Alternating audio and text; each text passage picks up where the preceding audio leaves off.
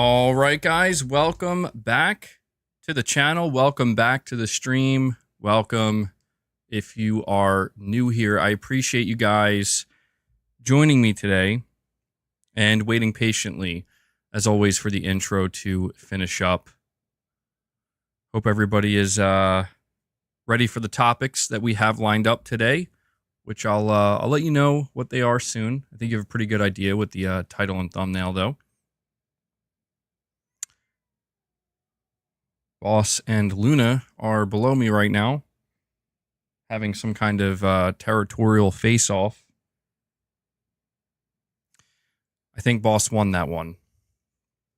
Josh, you're saying the Astro controller is shipping Thursday. Hyped. Yeah, I just want to take this moment to acknowledge that Astrobot is officially just 10 days away now. So the countdown has officially begun. It's right around the corner. I'm looking forward to getting the Astrobot DualSense as well. I was really happy that I was able to secure one. I did get mine through Walmart, though. So I think it will be here by launch day. But in terms of when it will ship out, I'm not exactly sure. Ahoy Tyler says, thoughts on Jason Blundell working on Gummy Bears? Project Gummy Bears being the Bungie game. It's an interesting twist, I will say. But we did know for a little while now that Sony has created a new internal studio where Jason Blundell is the director of that studio. But now we're getting a little bit of extra information, which I think was maybe inferred recently with the Bungie situation, that apparently Sony is moving this Project Gummy Bears internally, possibly to the studio that they created, that Jason Blundell is the head of. So, I don't know. It's one of these situations where it's another live service game, and we've been talking recently about Concord and how much of a miss that is. So, it'll be really interesting to see how this plays out. We did get, I believe, a single piece of concept art for this Gummy Bears game. And, if I'm being honest, the concept art doesn't necessarily get me that excited. Not really entirely sure what I'm seeing, you know what I mean? So we'll see what happens. Jason Blundell is clearly a very talented developer. So him working with some former Bungie devs that are now part of this new PlayStation studio, we'll see what happens. We'll see what happens. What's the worst that could happen, right? At this point, we've seen the highest of highs with Helldivers 2 and the lowest of lows with Concord. Sony is all over the place when it comes to their live service games. So what's the worst that could happen? And Jay Shako comes in, a rare Jay Shako sighting with a gift membership. Jay Shako, thank you so much, man. Appreciate everything you do for the community and you modding, being on top of things. Always nice to see, man. I appreciate you dropping that membership gift. I will add that to the counter in just a moment because I want to let you guys know what we're going to be talking about today over the course of the stream. I have a couple of topics lined up. The first topic, how much will the PS5 Pro cost? Now, the reason why I want to talk about this, it's not just spontaneous. It's actually because the PS5 got another price increase in Japan. And a lot of people are noticing that it seems to be a pretty significant price increase. There are reasons for this, obviously, but this has led to some speculation that if Sony is willing to continue to increase the price of the PS5 in certain regions in order to maintain profitability, then what is the outlook when it comes to the cost of the PS5 Pro? What is the outlook when it comes to what Sony is going to price this console at? And I figured we could not only go over the information about the price increase in Japan for the PS5, but also speculate about what this could potentially mean for the price of the PS5 Pro. So we're going to talk about that. We're also going to be talking about Metal Gear Solid Delta. There were previews that were just released yesterday, and there's just so much good news about Metal Gear Solid Delta. I am unbelievably excited for this game.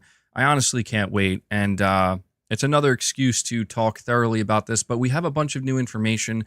I know that a lot of you guys are also excited for Metal Gear Solid Delta. So I want to be sure to relay this information to you, let you know what the previews are saying. Is it, is this remake going to do justice to Metal Gear Solid 3 Snake Eater and what Hideo Kojima created back in, I think it came out in 2004. So we're going to talk all about that. We're also going to be talking about how Sony is apparently very interested in pursuing a new handheld console. Now, this to me is not the most surprising thing, but what is interesting is where we're hearing this from.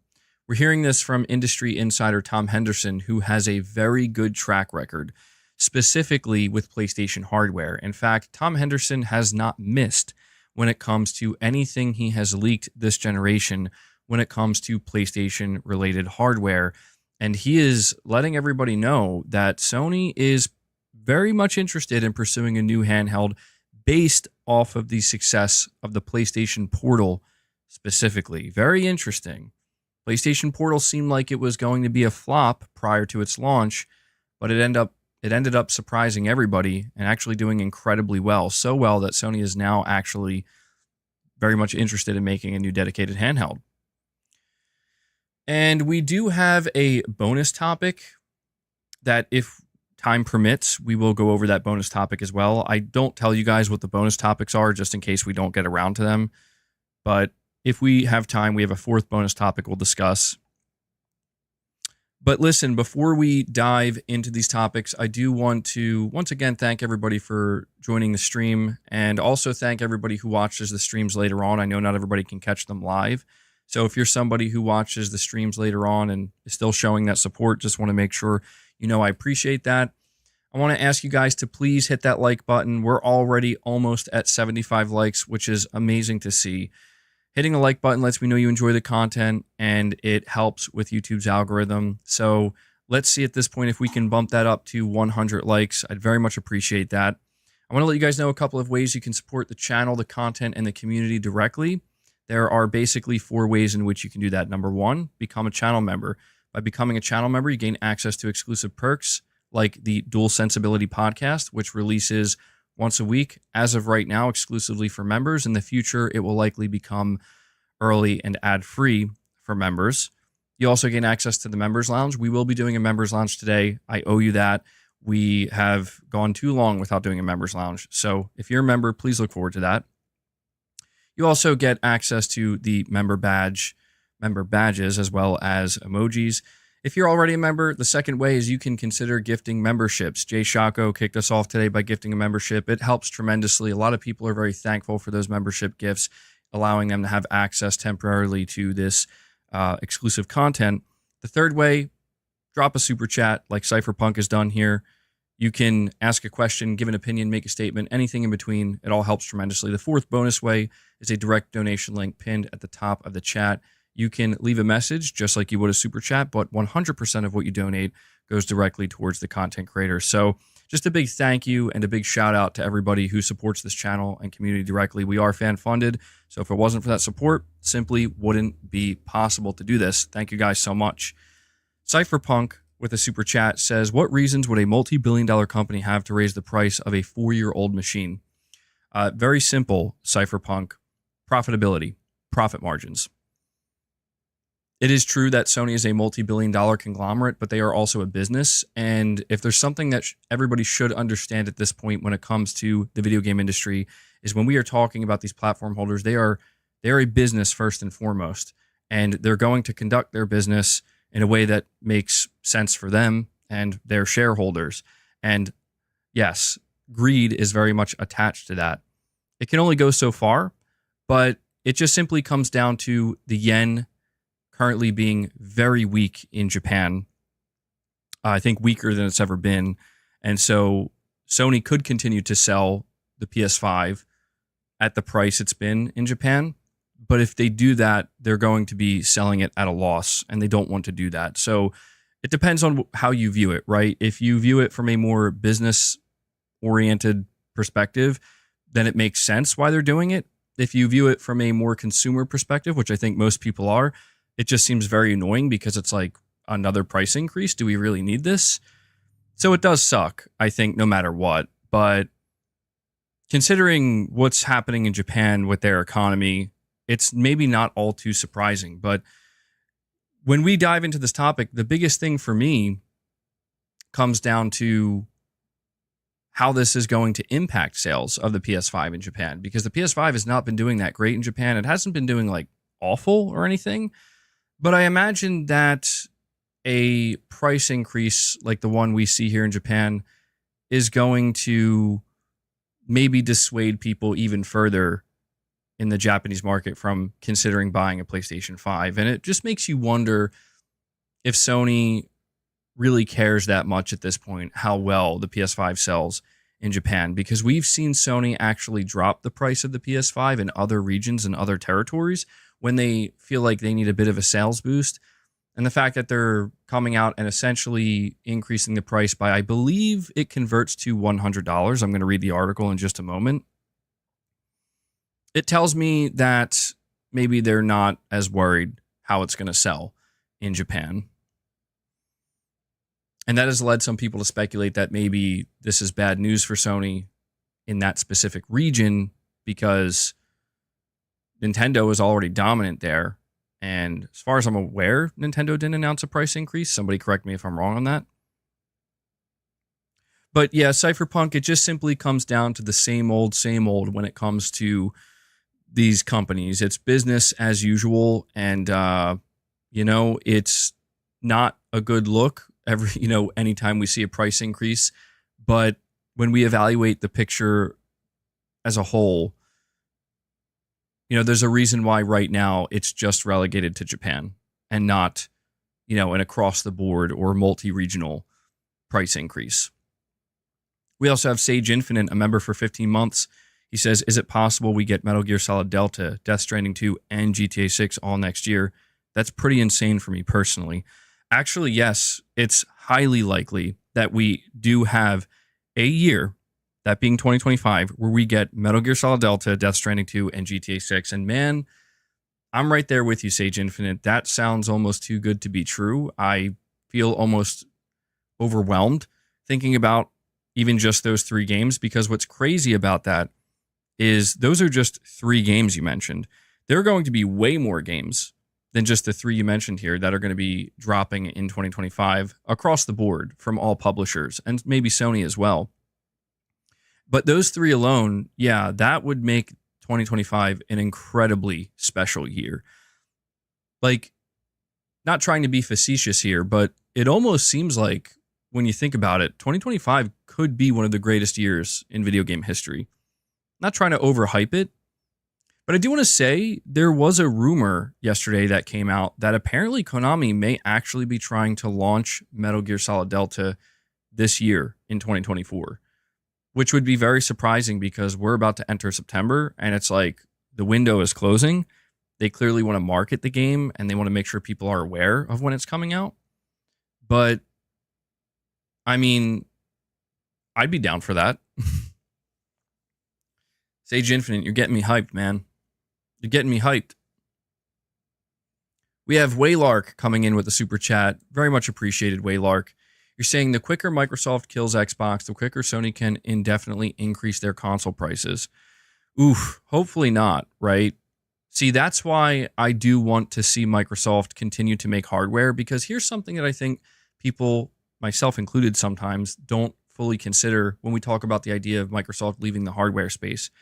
If Microsoft were to just announce, we're not doing a next generation console, we're actually exiting the console market, we're done with hardware, they just lost so much money. So much money. It may not be the most amount of money, but it would be a consequential amount of money all at one time. So that's why it's not in Microsoft's best interest to immediately leave the hardware space. Does that mean they're not diminishing the need or the interest in their hardware? No, they absolutely are diminishing that at a rapid rate. It's depleting quickly. But the reality is there are still going to be people who buy Xbox hardware, who invest in the Xbox ecosystem. That number may shrink rapidly, but it's all about mitigating, right? It's all about mitigating how much money does Microsoft want to lose in this specific sector underneath the Xbox division. Do they want to lose it all at once? Because that's going to look real bad. Or do they just want to let it kind of bleed out slowly over time until it eventually reaches its lowest point? And then maybe at that point, they announce we're not making hardware anymore. I think you know the answer to that. But there is that concern, right? If the day does come, which it seems like it may happen sooner than expected, even if it's beyond the PlayStation 6 generation, if the day does come where Microsoft leaves the hardware space and Sony really doesn't have any competition when it comes to the traditional home console market, would Sony get kind of crazy with the pricing? Well, I will say this. As far as I'm aware, Sony still doesn't want people to choose PC over the PlayStation console.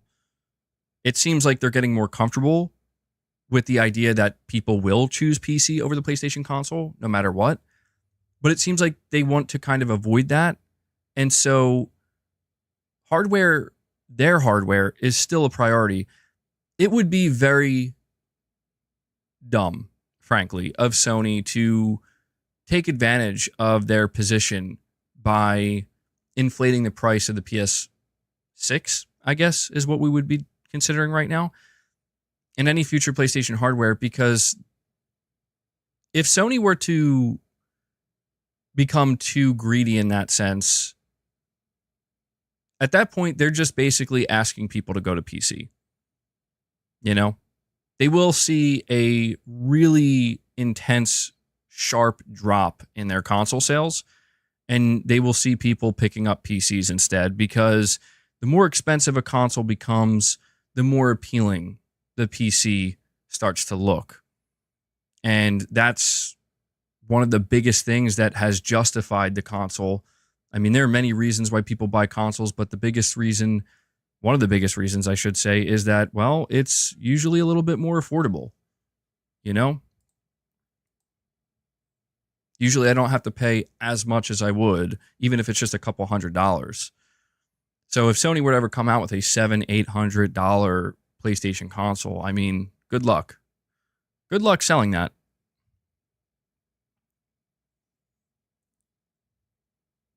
Hopefully that's not what happens in the future, Waylark. That would be very disappointing. Digital Dude 25 with the $2 super chat says GTA might get delayed out of 2025. Let's relax, LOL. Yeah, that's very true. Digital Dude, thank you for reeling us back in. May have gotten a little too excited there. We know that GTA 6 is targeting a fall 2025 release, so there's every chance it will get delayed out of that fall window into maybe early 2026. So you're absolutely right. We should be, frankly, we should be prepared for something like that to happen. Would I get a PlayStation console for $700 or $800? I mean, I would have to first and foremost ask what it's offering, right? I would have to figure out what is the PC equivalent of this $700 or $800 box you're trying to sell me. If the PC equivalent is like $1,000 or $1,200, maybe I would, yeah. But I don't know. At that point, I would also have to look back, right? I'd have to say, well, I have a PS5 that's $500. So how much better is this $800 PlayStation 6? It's not going to happen, though, to be honest. Like, the more I think about it, the more unrealistic and unreasonable it sounds. Sony's not going to go crazy with the pricing, because they're smart enough to know that if they did that, they're basically going to kill their sales. Cypher Punk with another super chat says, true, with less consoles, the components will become more expensive with less companies competing to buy them, which will lead to a more expensive PlayStation. That's an interesting angle you're taking there, Cypher Punk. I actually didn't consider that. That is actually fascinating. I didn't think about it from the like production side of things. I mean, less competition, yeah, that definitely doesn't help a market, right? But I didn't think about the idea of the components becoming more expensive. That's true, yeah. Sony, I guess, would stick with AMD. And I don't know, I guess AMD maybe could, if they wanted, put Sony in a bit of an awkward position. But I don't know. At that point, you're talking about competition between component manufacturers. And I think Sony would probably be more likely to go to a different component manufacturer. But I do get where you're coming from, CypherPunk. We'll just have to see what happens, you know? I think a lot of people are assuming the absolute worst when it comes to PlayStation, and I understand why they're doing that, but I don't know. I'm of the mind that Sony has to remain as balanced as they can. If they can remain balanced, it's not going to make everybody happy, but it should keep things. Hey, whoa, hey, whoa. Chill. Did you guys just hear that? Boss jumped up and I guess he didn't see Luna was there and he like hissed at her. All right, let's keep it peaceful here, guys. Not trying to have a fight break out. But guys, let's dive into the first topic here. Really quick, Xbox's King is asking, what does that mean, remain balanced? I guess I just mean the balance between wanting to run a profitable business and keeping the consumer side in mind. Not being overly anti-consumer in the name of greed, but also understanding that we are a business and the goal of our business is to extract profits so we can continue to run our business. And the shareholders can be happy. I think that that's the difficult part, but I think that there is a balance that can be achieved, just not easily. We're starting here with the first topic. Push Square reports Japan hit with yet another PS5 price increase. Sony has confirmed the cost of both PS5 console models will increase once again in Japan, effective from Monday, September 2nd, 2024. The standard PS5 with a disk drive will be priced at 79,980 yen, which converts to $550, while the digital version is going up to 72,980 yen. That converts to $500. This represents a 13,000 yen increase, which translates to a $90 increase. It was pretty close there. I said it was $100. I guess that's $10 less. Not translates, by the way, converts. Not sure why I said that. While dropping the price of a video game machine has been the norm for multiple generations, the PS5 hasn't had any price cuts outside of a temporary sale. Instead, Sony has increased the cost on a few different occasions across a few territories. Today's price increase is down to the, quote, recent challenging external environment, including the current fluctuations in the global economic situation and the impact it will have on our business, end quote, according to Sony on the Japanese PlayStation blog. The price of PS5 accessories in Japan are also set to rise on the same date, September 2nd, 2024.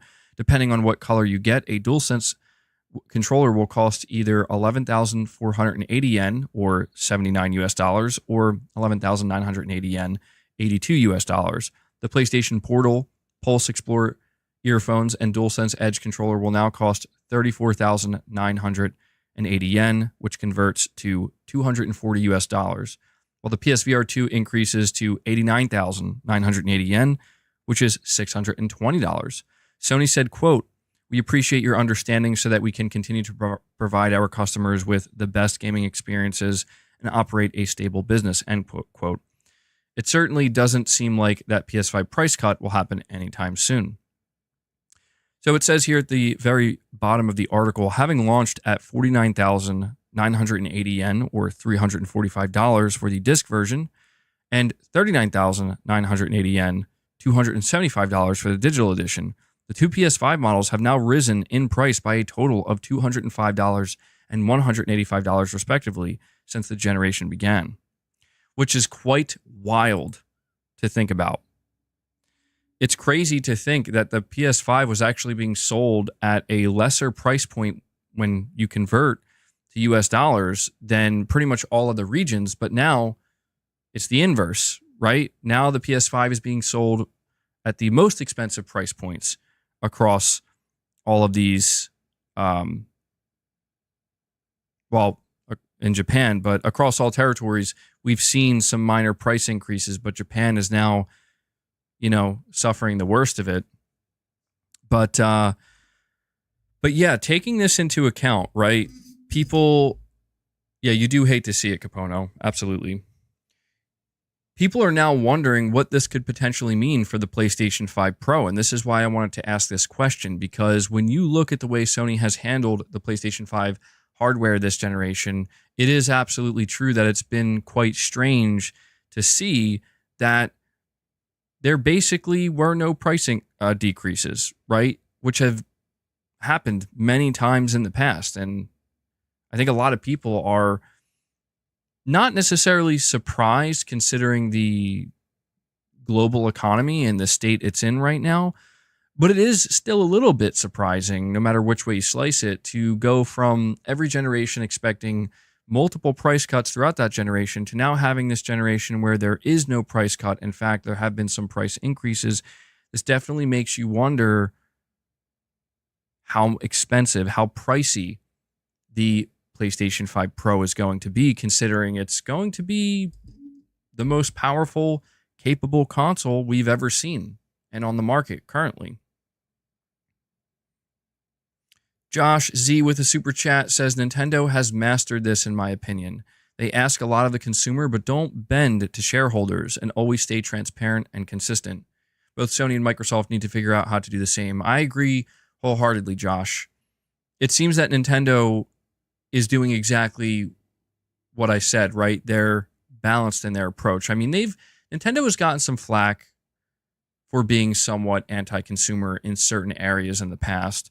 But generally speaking, they are not operating like they're just basically the puppets of the shareholder, right? They're operating in a way that I think makes the most sense, where they know what's best for the business, and it's going to require just a little bit of faith from the shareholders in that, trust us, we know what we're doing. We know what's best. And they're not, like you said, just immediately bending to, we're pretty sure this is what the shareholders want, or this is what they're demanding, so we just need to dive in head first. This is why I think when you look at the situation with Sony and their live service games, it seems like Jim Ryan basically did just that, right? He knew that the shareholders wanted to see more growth. He knew that they were clamoring for some live service games, and he said, you know what, let's just dive right in and go all in, and hopefully it'll work. And obviously there have been some very negative repercussions because of that. I mean, also a win in Helldivers 2, but still those negative repercussions cannot be understated because it's very costly. It has costed Sony a lot. And I think you're right too with Microsoft. They clearly, I mean, to be honest, I think that's an impossibility for Microsoft now because of the investment they just made with buying Activision Blizzard. They basically have a fire under them now that's going to require them to really find every possible avenue they can to recoup that cost. But I think you're right, Josh. I think that Nintendo has proven that they have struck a very good balance. And I think sometimes that there are certainly things that both Sony and Microsoft could stand to learn from Nintendo. Not to say that I think Nintendo is perfect at what they do. They're not. None of these companies are perfect, and they are still businesses at the end of the day, and we are just consumers to them or customers. But I do think that sometimes we see both Sony and Microsoft make certain decisions that are just too overtly for the shareholders and not necessarily for the consumer, and that balance seems to be somewhat lost. But what I'm interested in finding out is, again, knowing that Herman Hulst and Hideaki Nishino are joint CEOs, I'm very interested to find out how they are, right? How are they going to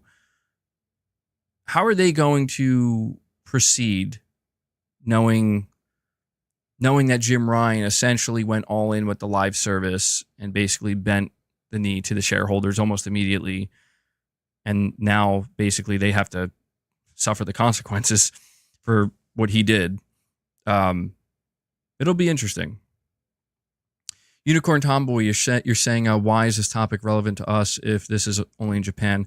I think it's relevant in the sense that it reveals once again that Sony is not going to sell their hardware at a loss, or even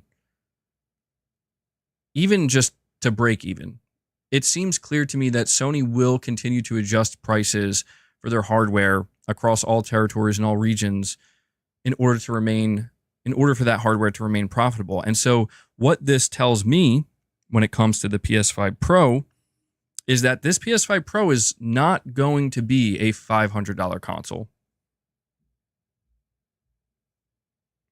This PS5 Pro is going to likely be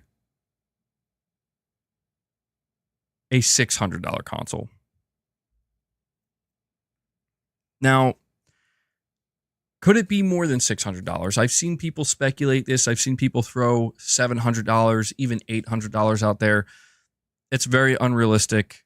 Sony would be, in my opinion, completely foolish to attempt to sell a console that is more than $600. It is worth noting Microsoft just released a $600 console, or they just announced the release date of a $600 console. It is the new version of the Xbox Series X. I forget what they're calling it, but I think it has more storage. It still has a disk drive. It has a new coat of paint, but they're charging $600 for it. Now, they do have a cheaper digital model now, so they seem to be kind of following in Sony's footsteps here a little bit, but the Series X is not upgraded hardware. It does make you ask the question, though, well, if Microsoft is selling an Xbox Series X with just more storage for $600, then is it realistic to expect a PS5 Pro, which will have RDNA 4 ray tracing inside of it, double the GPU, right? Just significantly more powerful, more capable? Is it realistic to expect this console to be $600, or is it actually likely, or somewhat likely, that it could be more than $600? I will say there is a chance. I think, like I said, it would be foolish of Sony to sell a PlayStation console at more than $600, but there is a chance they could do it, and this is why I think we need to pay attention to the way Sony has operated with their PlayStation 5 hardware this generation. Some people were thinking maybe Sony would offer a price cut for the PlayStation 5 by the time the Pro is announced. That's not going to happen. The PS5 is going to stay at $500, and I don't know that I would anticipate a price decrease for the PS5 until one of two things happens. Number one, the economy gets better. Or number two, PS5 sales really, really slow down to the point where Sony has no choice. They become so slow that the pressure is on now. If you don't cut the price, you're not going to move more units. But with a PS5 Pro coming out, here's something else I do want to mention. The PS5 Pro is a console that is not meant to sell a lot of units. It's not a high volume piece of hardware. This is something else we do have to consider when we're talking about the potential pricing of the PS5 Pro, because what that could mean is Sony might feel a little bit more comfortable going with a higher price point, because they know it's really only meant to appeal to the most engaged players, the most loyal PlayStation hardware individuals that really want, the latest from them. It's not meant to appeal to the wider, more casual console market. So I guess what I'm trying to say is, if Sony has to make a choice where we either sell this thing at what will likely be perceived as a crazy price point, but it's a necessary price point in order to make either break even or make a small profit, or we sell it at a loss, I think Sony is more likely, certainly, to choose a higher price point in the name of, at the very least, breaking even. And we have Cypher Punk with another super chat. Appreciate you guys dropping super chats, saying, I wonder if Microsoft knows Sony is going high with the PS5 Pro, and they put it at $600. So in the long run, it doesn't look that bad. It's an interesting theory, Cypher Punk. I will say, I think it's pretty much impossible for Microsoft to know how much Sony is planning to charge for the PS5 Pro, or at least it would have been impossible for them to know that like a year or 2 years ago. But what they can do is try to gauge what that price would be. If Microsoft knew the specs of the PS5 Pro, which, think about this for a moment, they're working on PlayStation 5 versions of their games now, which means that they've had PS5 dev kits for some time now, which also means Microsoft probably has had PS5 Pro dev kits for a little while now. So actually, the more I think about it, the more this theory begins to make sense, because Microsoft would be able to reasonably gauge, if they were to make the same type of console, how much they would need to charge for it. And so you might be onto something here. I don't want to run with it because it's something that we're very close to the reveal, and it's fascinating to me that the price point has not leaked out yet. There's been 0 leaks of the PS5 Pro price. But yeah, man, Microsoft undoubtedly has PS5 Pro dev kits, so they know exactly what's in this console. And they probably have a very good idea of how much it would cost them to sell a console with those type of components. And they also probably know that Sony is not willing to sell this thing at much of a loss. So I'm not sitting here saying expect a $700 PS5 Pro. That would be insane. I think that's the sticker shock on that would be staggering, to say the least. If they went above $650 and up into the 700s, I think it would be such a terrible look for them that it would genuinely start to call into question, like, why did you do this? You know, like, why did you create this console? Because people will not be happy. I think $600 is still pushing it a little bit. I think $600 is a lot of money. You know, it's $100 more than the base PS5. But I think that would be tolerable, right? I think that for the people who really want it and who are interested in it and excited for it, I think that it would be fine, right? But you go beyond 600, I just feel like you're practically in uncharted territory at that point. And I know that Sony doesn't have the most competition right now from Microsoft, but still, I think consumers have their limit.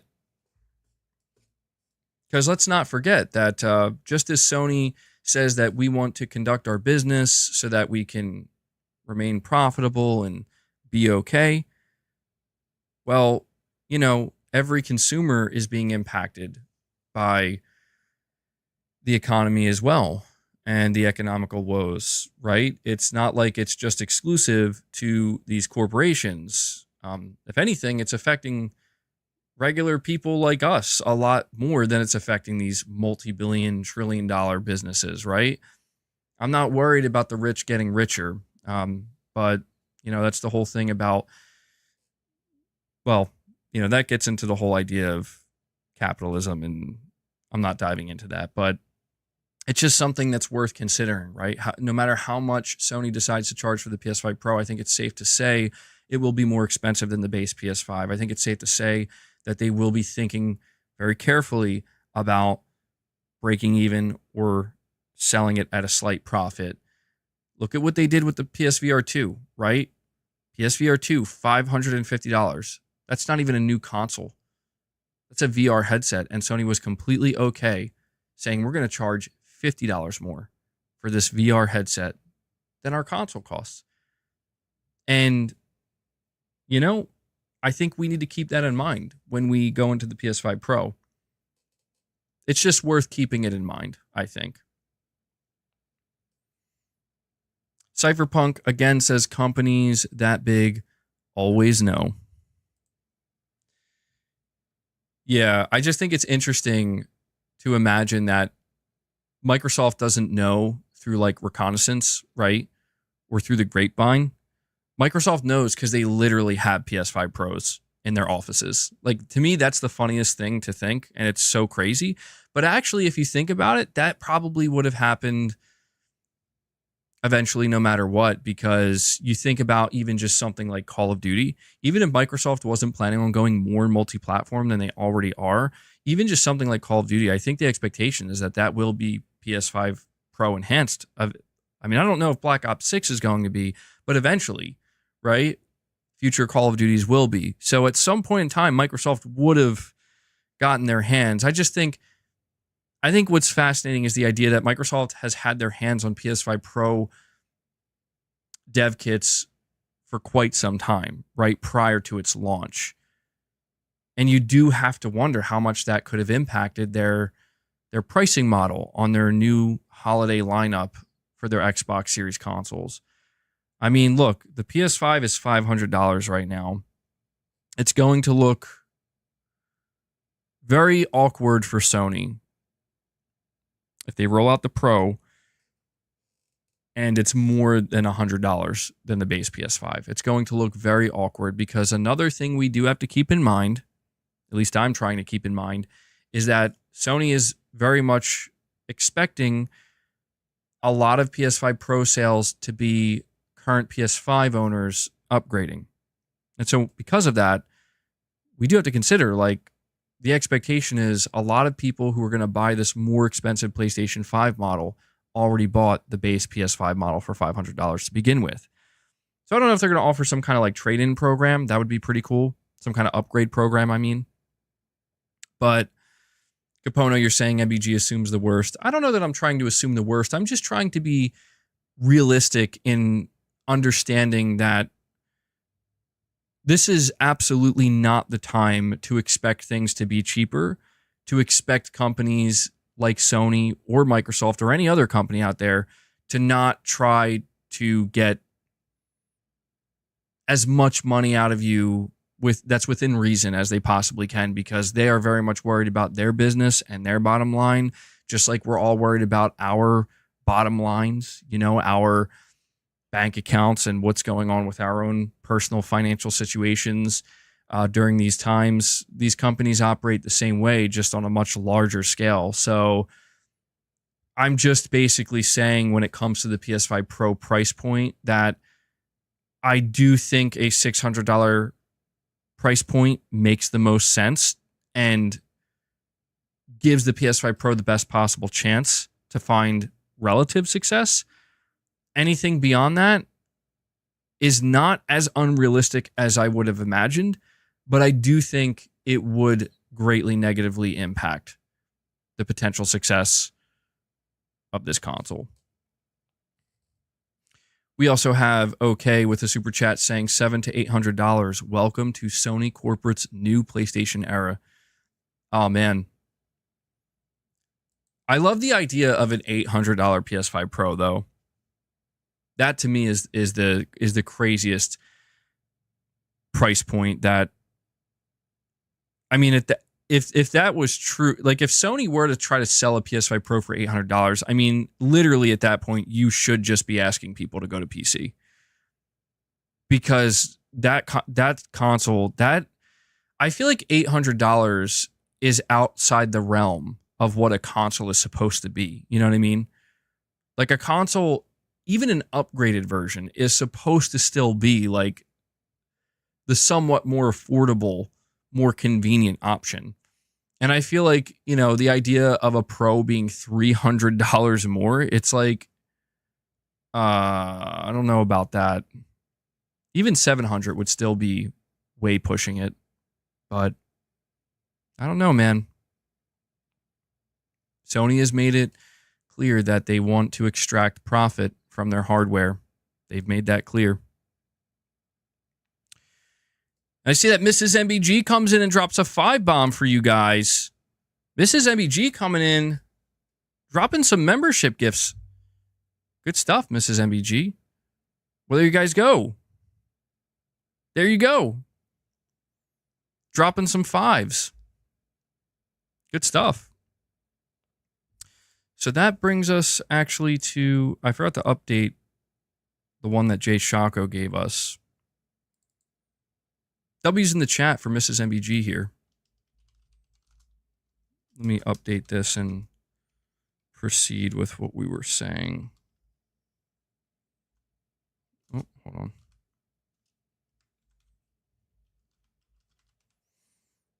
All right. Thank you once again, Mrs. MBG, for keeping the member train alive and moving along here.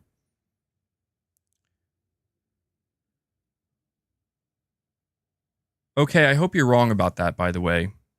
This kind of speaks to what you said yesterday, where you dropped a couple of super chats where you were saying that you believe, because of the amount of money that investments like Firewalk and Bungie have lost Sony, that Sony corporate is going to be much stricter about extracting profit in any area they can from the PlayStation division.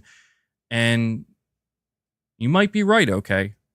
I don't know that I agree that we're going to see a $800 PS5 Pro. I honestly disagree with that.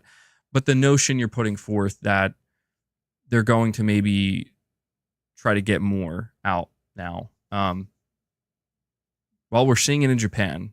But again, Japan is a interesting situation just because of the crazy fluctuation of the yen.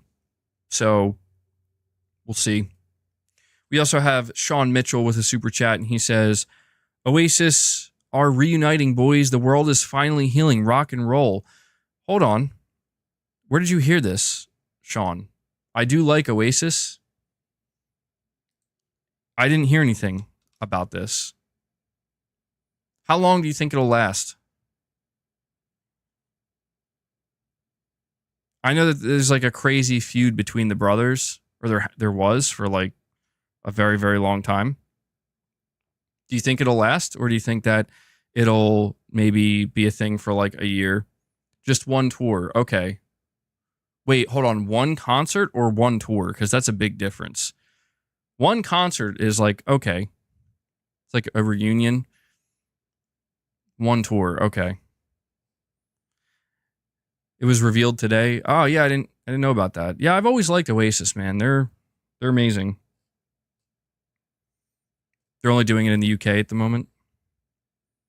I guess maybe that's a smart way to do it. Test it out, see how it goes. Maybe if it goes well, they'll be like, "Hey, let's keep going." And who knows? Maybe they'll just completely reunite after that and be like, "Maybe we should make more music." You never know. They're doing Ireland as well. I love that you say the world is healing. I mean, yeah, that's awesome, dude. Good news. Thank you for relaying that news to me, Sean.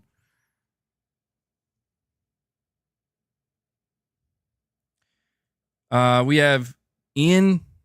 I'm just going to call you Ian. I really don't know if I'm saying your name correctly, but a member for 14 months says, been playing and buying games for my 5K high-end PC, and this is from someone that has the original PS1 through the PS5, PSP, Vita, and Portal. PlayStation has been so bland lately. Well, like I said, man, there are people who are feeling very down about PlayStation right now. And I think I've made my opinion on this pretty clear, where I do want them to do more, but I also just kind of understand the flow of things right now, where it's like yesterday when we talked about apparently how Sony's doing a state of play next month. There's like that initial like disappointment of like, oh my God, that sucks. Like I really thought we were going to get a showcase. But then not too long after, it's also, yeah, that kind of tracks. In a way, I think I did kind of expect that. Not because I have a low expectation of PlayStation, but just because it seems to be that 2024 is a relatively slower year for PlayStation in terms of building momentum.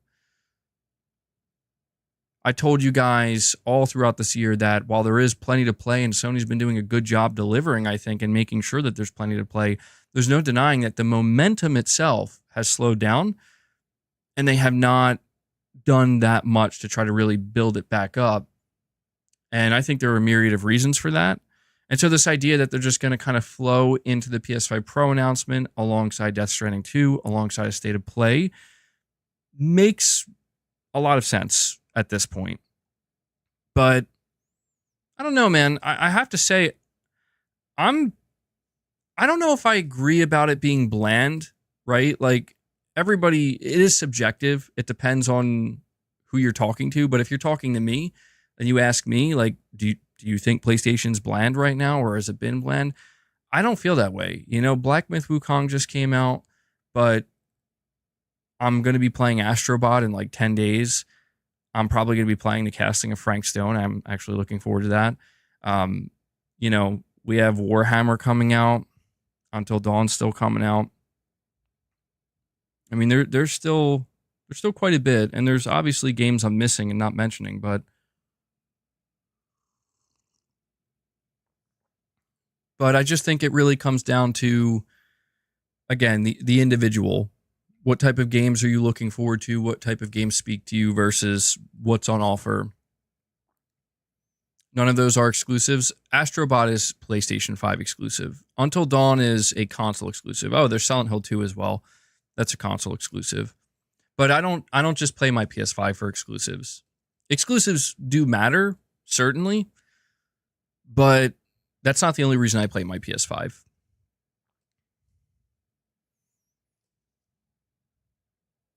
We have Cypher Punk once again with a super chat. Appreciate all the super chats, bud. You're saying Sony's going to go full on Apple and start charging crazy premium prices. $50 for a wire. Oh my God.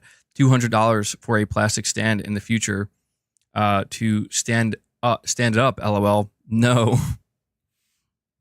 Well, let's give it some time, Cypher Punk. We still have time. I think the PS5 Pro will be the first major indicator of what we can expect in this new era of PlayStation.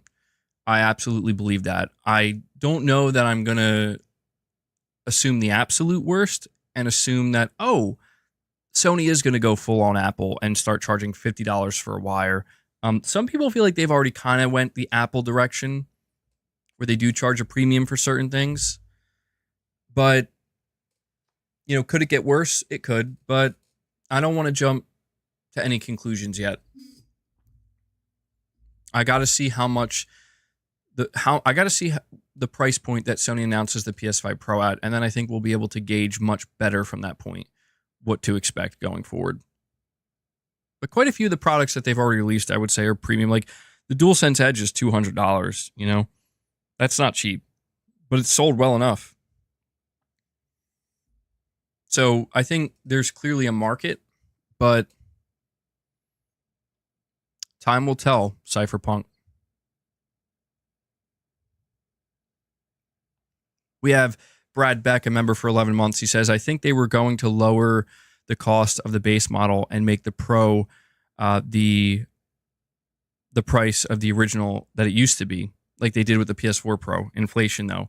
Yeah, that could have been the original plan, and that plan would make the most sense in terms of we want to maximize sales, because that would be following the path of the PlayStation 4. And the PlayStation 4 was Sony's second most successful console ever. It was very successful. So there's no doubt in my mind that Sony would have liked to do that because it's just better for their sales. But yeah, you're talking about inflation, again, all down to the economical woes and the fact that these companies do want to be profitable. So I think a $500 base PS5 and a $600 Pro makes the most sense. Oh yeah, I forgot about that. Those $30 extra to place your slim console vertically seems like Apple behavior to me, MBG. I actually completely forgot about that. Yeah, that is Apple behavior. I must have erased that from my mind. Well, it's because I don't have a PS5 Slim. I still have the original model and the original stand. Yeah, that's crazy. I completely forgot about that. Yeah, I guess we're not too far off now. You think the Pro is going to be $650? And Doolin Jones comes in with a very generous super chat here. Thank you, Doolin Jones. He says, hey, MBG, here is it fun to ask you, remember how Big Boss was when the PS5 console was revealed? Now they're okay. It's weird, like just reading the word Big Boss, but I know what you meant. You're talking about the size of Boss, my cat.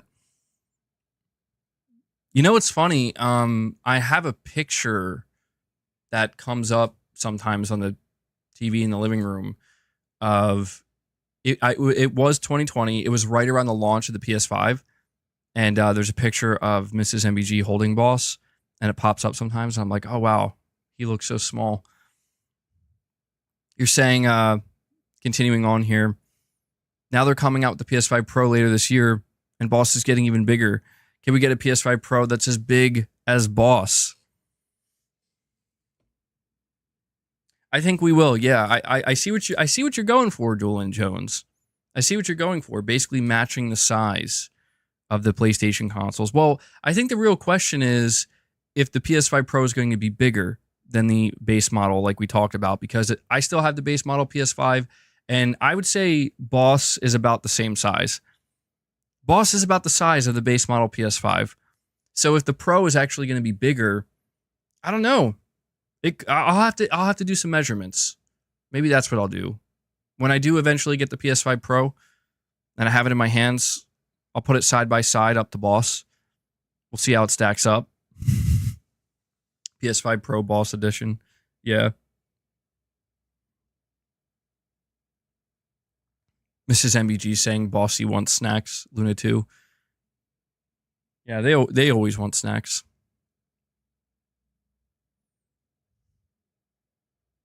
Hold up, Boss. Let's see. I would, but he's sleeping peacefully. I don't want to make him angry.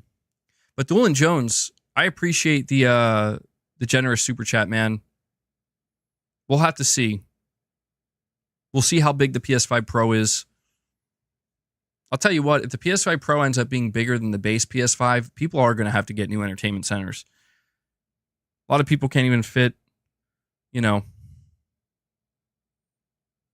they can't even fit the base PS5 in their entertainment center as it is. So if we get a console that's bigger, I don't know. How old is Boss? I think he's 6 years old. So guys, I think that wraps up the first topic here of discussion. The price of the PS5 Pro, I'm thinking it's going to be $600. I would be surprised, not completely shocked though, if it was more than $600. But I'm thinking $600 for the Pro, $500 staying the base price point or the price point for the base model. And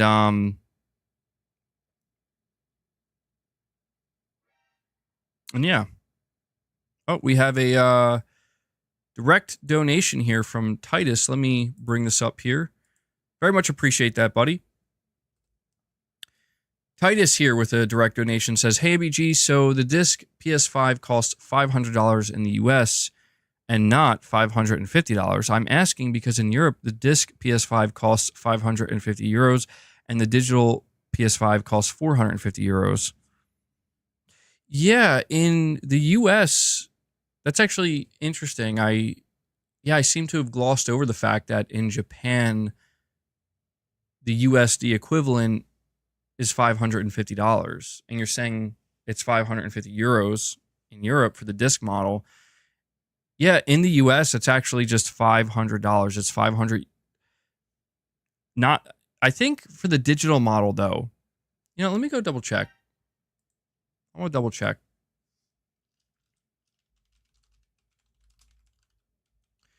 I'm pretty sure the digital model is 450 US dollars now. I'm checking now on PlayStation Direct. Yeah, so I don't know why they say it's a deal. It doesn't seem like it's a deal, though. $500 for the PlayStation 5 Slim model with the disc drive. $450 for the digital edition. They actually have an NBA 2K25 bundle. Digital edition bundle that's apparently coming out, which I'm just seeing now. So I think we got a second direct donation from you as well. Yeah, Titus with a second donation here. You're saying euros and dollars are almost 1-to-1. So I thought it would cost $500 in the US. Therefore, I assume that the PS5 Pro will cost 650 to 700 euros / dollars. Yeah, we could see a scenario, and I think actually maybe this is very likely, where the PS5 Pro will be like 650 in other regions outside of the US, and maybe even up to $700 in other territories. I mean, how much is the Pro going to cost in Japan at this point, right? Probably 650, right? Probably 650. And so I don't know why that is. Because you're right. The euro and the dollar, they're pretty close. I don't know why Sony does this. The only thing I can guess is that the US market is extremely important to Sony. They feel like it's like the most vital market, so maybe that's why they're not willing to increase the price here. Oh, wait, hold on. We have a bit of a correction here with a third direct donation as well.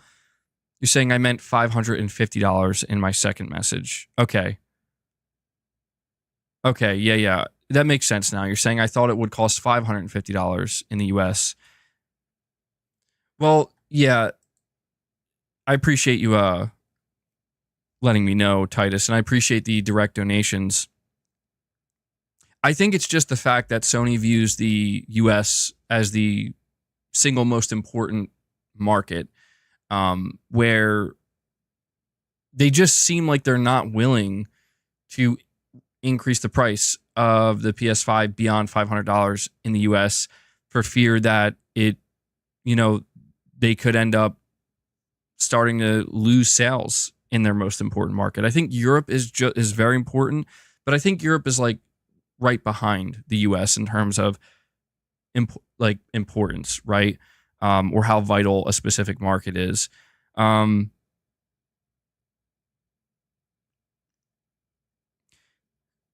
mean, at this point, I would really hope we don't end up seeing something wild, right? Where like Sony's just like, you know what, guys, actually, we are going to increase the price of the PS5 in the US as well.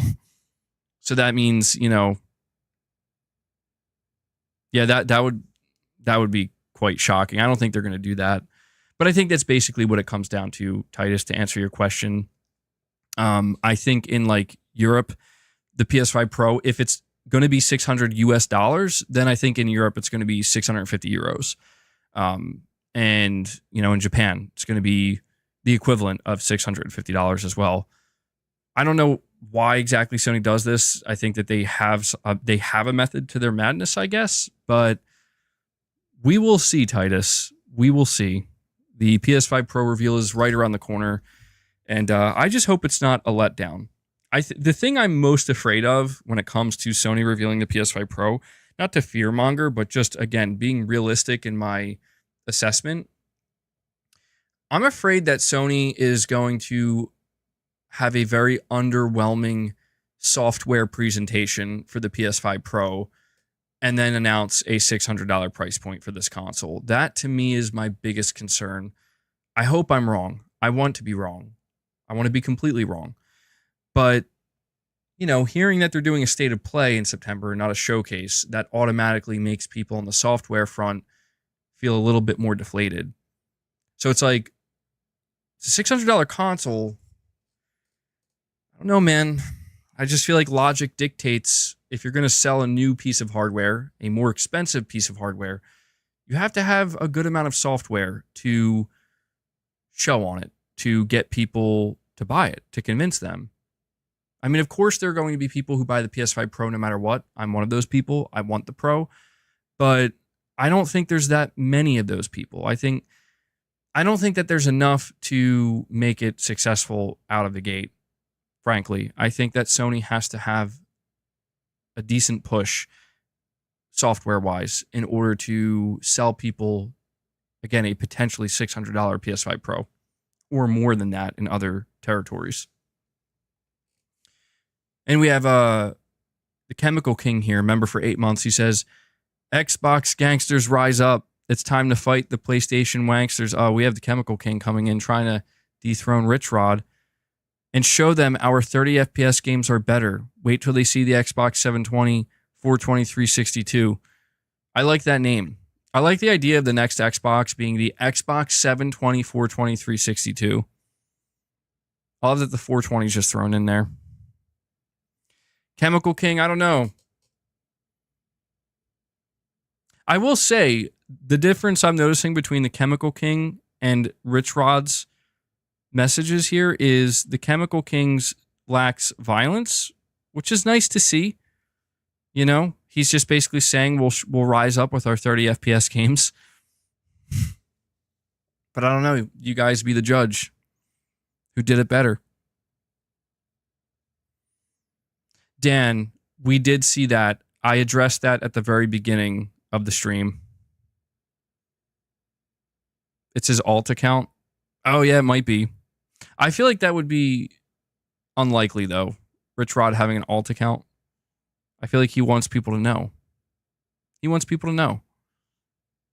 Kirby Shaw with a $10 super chat. Thank you so much, Kirby. You're saying, do you foresee Sony going through the same issue they had at launch with inventory? Really hoping they learn their lesson this time around. I don't want to wait a year plus to get my hands on a PS5 Pro. I want to say yes. I want to say that because the PS5 Pro was such a disaster, or sorry, the base PS5 was such a disastrous launch. Surely Sony learned something from that. But I would say just prepare yourself, Kirby. Prepare for the worst, because there's every chance that maybe Sony didn't learn from it, and we're going to have a very similar situation all over again. The one thing I will say is this, though. The biggest difference between now and when the PS5 launched is there will not be, hopefully, unless something happens again, which hopefully doesn't, unless something happens somehow, some way to create another supply chain bottleneck and issue, this is what should change it, right? So one of the reasons why the PS5 sold out the way it did was because people were trying to, scalp these consoles. They were buying them in droves to resell them, and they were taking advantage of the fact that they knew the supply chain was not going to be okay. And that went on for like a year, 2+ years, like you said. So I will say again, as long as nothing happens, if you can't get a PS5 Pro as soon as it comes out because it's sold out, Sony's likely going to restock it very rapidly. Like, they're going to try to meet the demand. They will want to meet the demand. The PS5 it was not going to be sold out for months at a time. The only reason it was because Sony literally couldn't make enough. It wasn't their fault. The components weren't there. They were non-existent because there was a shortage. This time around, there will not be a shortage. Sony will, they probably have already gauged a certain level of demand based off of the PS4 Pro. So they probably have a certain amount of millions of consoles that they're planning to produce over the next year. And so they're going to, they're likely not going to sell out, is what I'm trying to say. I hope not. That would be very stupid. I would be shocked if that happened, because they've already been through this. And this time with the PS5 Pro, there's going to be overall less demand for it, and there is no component shortage. So there should be no reason for anybody who wants to buy this console, there should be no problem. There should be no problem. And if there is, then I really have to question what Sony's doing.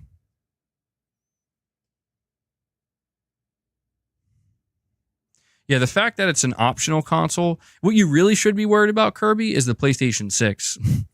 I know it's quite a few years away, but man, I'm not looking forward to the day I have to try to pre-order a PlayStation 6. Let me tell you that.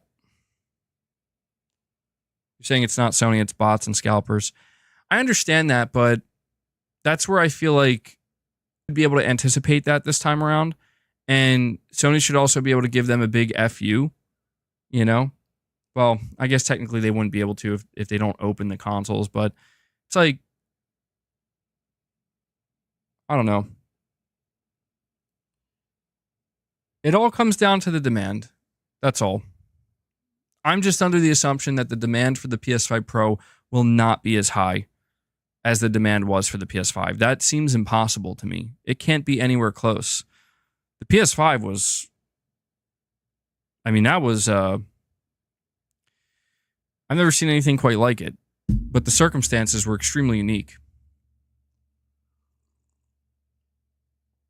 Can't wait to get into the waiting queue for PlayStation Direct again. Yeah.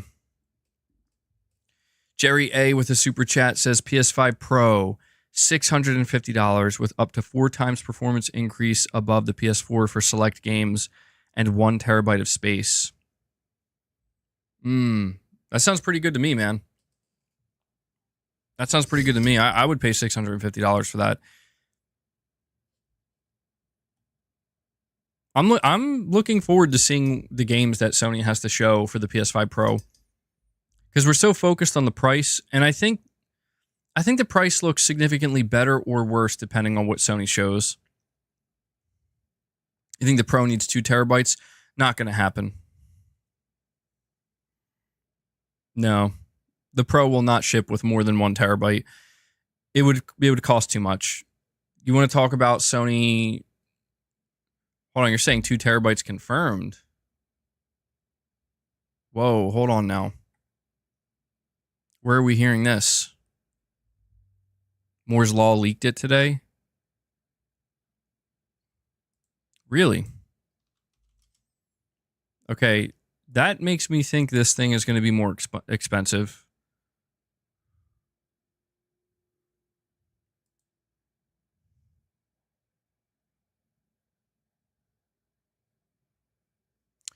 Let me look something up real quick.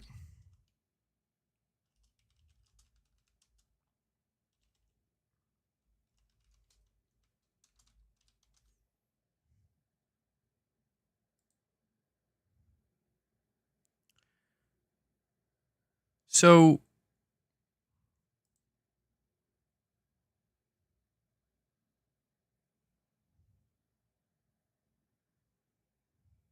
okay. Sony PlayStation 5 dev kit with display of 2.5 terabyte SSD.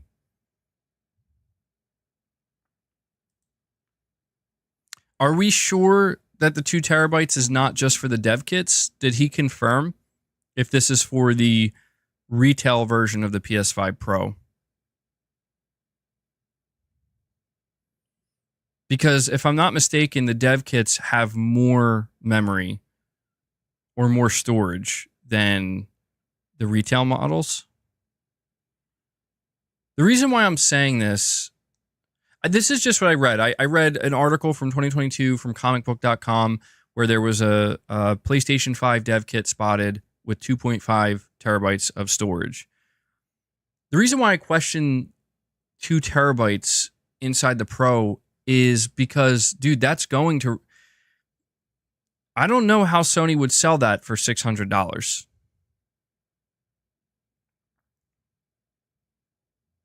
I have no idea how they would manage to sell that for $600. Yeah, that's the thing, Gavin. Like you're saying, Xbox is releasing an Xbox Series X with 2 terabytes, and that's being priced at $600. There's no chance, in my opinion, that a PS5 Pro is going to have 2 terabytes of storage. That would have to bump it up to like $650, $700.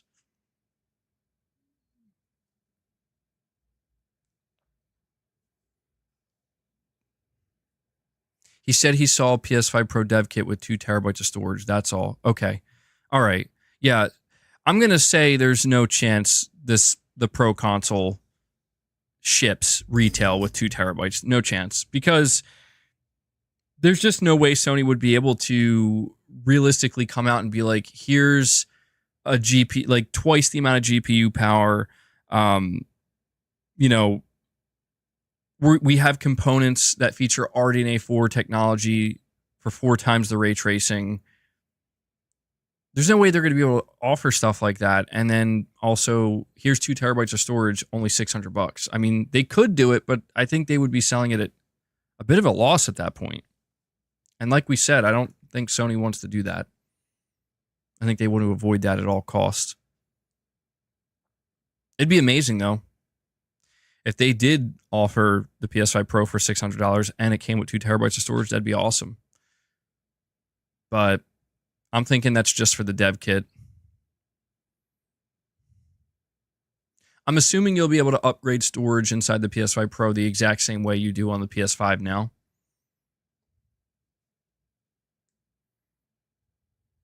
Yeah, I never upgraded my storage. I never had to. I never had to so far, which is good. By the way, guys, do me a favor. We have over 400 people watching. Really appreciate you joining the stream and hanging out with me, take a second of your time and hit that like button. We are at 175 likes, which is amazing to see. Appreciate that. Let's see if we can bump that up to 200 likes, maybe even 225. It helps the streams tremendously. So guys, take a second and click that like button. Fred, you're saying I already have a 4 terabyte M.2 SSD in my PS5. I don't think they need a 2 terabyte model. Yeah, I don't think so, man. I don't think so. But listen, we are going to move on to the next topic here. If you guys are ready, we talked about this topic for about an hour and 20 minutes so far. So quite a bit of time. Peter Pan, you're saying you need to hit that 100K MBG. Yeah, that'd be great. That'd be great. But the next topic I want to discuss, I'm going to firstly talk about the next PlayStation handheld. The reason why I want to discuss this first is because I feel like it's a nice segue here. We're talking about the PS5 Pro. And so sticking with PlayStation hardware, it seems as though Sony is very much interested in pursuing another traditional PlayStation handheld. I have a report here. I did cover this in my video yesterday, but I didn't get to discuss it very deeply.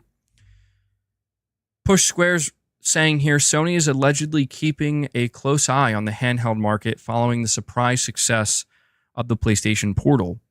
Despite being panned before its release in public opinion polls on websites like Push Square, the remote play accessory has gone on to become a bit of a sensation, blowing past the platform holder's pre-release sales estimates and topping revenue charts around the world. Obviously, its $200 MSRP is playing a part in the latter, but it's worth noting it's competing against similarly priced accessories like the DualSense Edge, which aren't performing at anywhere near the same level. Well-connected insider Tom Henderson wrote on X that Sony, I don't know why they always call him the Japanese giant, that Sony is paying very close attention to the handheld market in the aftermath of PlayStation Portal's success. There's been a resurgence of interest in portables following the launch of the Steam Deck and a variety of other PC-based handhelds, like the ROG Ally. Despite the tidal wave of interest from enthusiasts, however, it's perhaps worth remembering that the Steam Deck has sold fewer than 10 million units, which is less than the PlayStation Vita. There were unsubstantiated rumors earlier this year from a random Russian individual that Sony was plotting a portable which would only play PS4 titles, but this was never corroborated by a reliable source despite widespread reporting from the media. Now, I do want to say that something this Push Square article is leaving out that I think is quite important is that we actually heard from 2 other sources that Sony was in the early days of working on a new dedicated handheld PlayStation portable, And those 2 sources were, I believe, if I'm not mistaken, Moore's Law is Dead, as well as Red Gaming Tech. These 2 individuals claimed at certain points that Sony was in the early process of kind of R&Ding this and figuring out what the next proper native PlayStation handheld looks like. So if you count this, they don't even name this Russian individual, so I don't even know. To be honest, I don't even know who they're referring to in this article. But the individual on X says, any chance of a dedicated PlayStation handheld? This is what they asked Tom Henderson. And Tom Henderson replied by saying the PlayStation Portal was very successful and they are paying very close attention to the current handheld market. Now, the reason why I would actually pay pretty close attention to what Tom Henderson is saying here is because Tom Henderson is very well connected, possibly one of the best connected individuals when it comes to Sony's hardware plans. Tom Henderson has reported on, or not even reported, Tom Henderson has leaked the DualSense Edge. He was the first person to leak the PS5 Pro. He leaked the Explorer earbuds, the new, what's it called? The PlayStation, it's at the tip of my tongue. The latest headset, the newest one, the more premium one. I don't know why I'm forgetting the name. But pretty much he leaked all of this hardware before anybody else had anything to say on it. And he was correct about every single thing he leaked. He also was the first person to leak the PlayStation Portal. So the fact that he's saying that Sony is very interested in pursuing this because of the success of the PlayStation Portal, I'm reading that. Maybe I'm reading too deeply into it, but I very much take that as that's information he's getting from his source, because he's not saying he thinks, he's just saying it matter-of-factly. And so, guys, once again on the topic of a dedicated, the Pulse Elite, thank you, Jay Shako. Once again on the topic of a dedicated PlayStation handheld, what are we thinking? What are we thinking? Do we want to see Sony pursue this? If so, how do we want to see them handle it?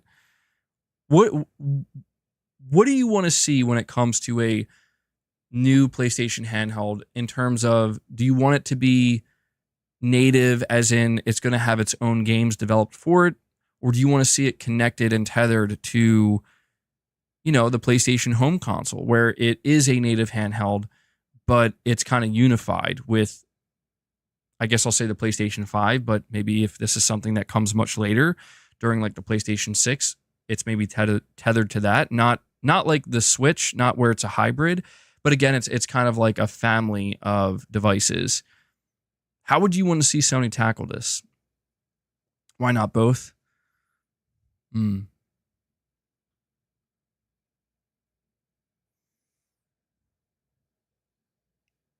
Terrence says he doesn't want a dedicated handheld. It won't work. Streaming is the best right now. That's an interesting take. I think people are enjoying the Portal.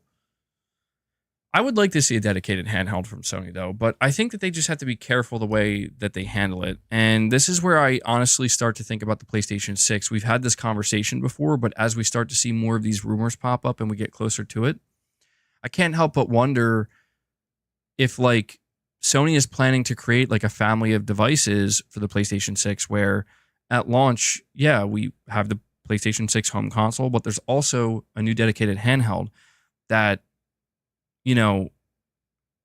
can stream PlayStation 6 games, but it can also play some games natively, not PS6 games, but maybe like some PS5 games and a lot of PS4 games. This would be a very interesting way for Sony to handle this, and I think it would go over really well. Like, imagine right now with the PlayStation Portal, if there was a second version available that was $150 more. It was like $350. Actually, let me see something real quick. How much is a Steam Deck? Okay, it would have to be more than that. Let's say Sony offers a second version of the PlayStation Portal, where you can still stream PS5 games to it, right? Just like you can right now. But you can also play PS4 games natively. So it has like that built-in hardware where you can play PS4 games natively. Just think of that. Would you be interested in that device for about $400, $450? You stream PS5 games, you could play all PS4 games natively.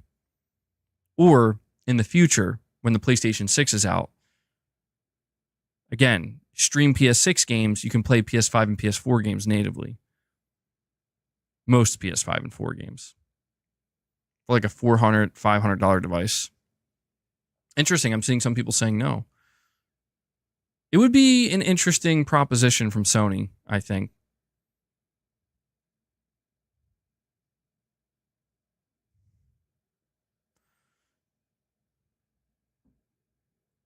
I do believe this is likely what they're working on. Something in this vein.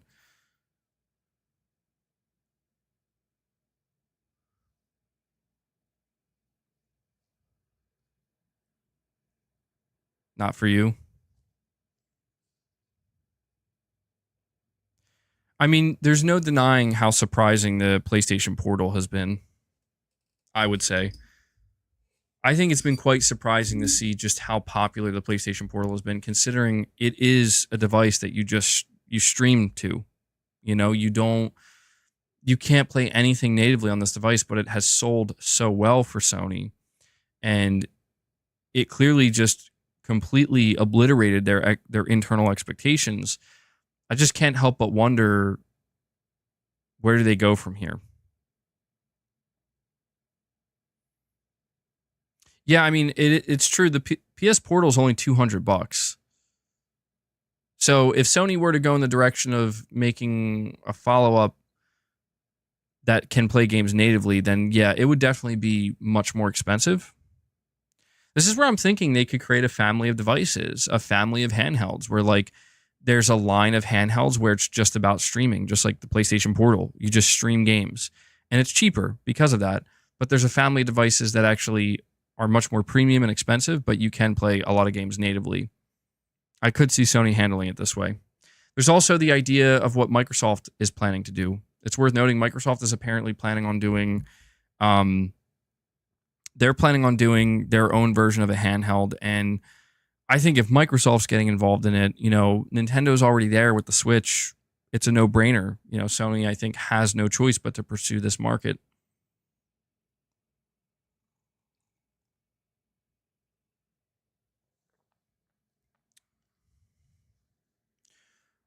Robin, you're saying they can't even support PSVR 2 with games, so now we want them to make dedicated games for another platform? No thanks. I'm in agreement with that. I think that would be a huge mistake if Sony were to go in that direction. In the direction of, oh yeah, we need to make games natively. Surely they learned their lesson with the PS Vita. That's what killed the PS Vita. I mean, there were a couple of things that killed the PS Vita, but I think the biggest was that they basically were treating it like a second console that was going to get first party support. And no, it didn't.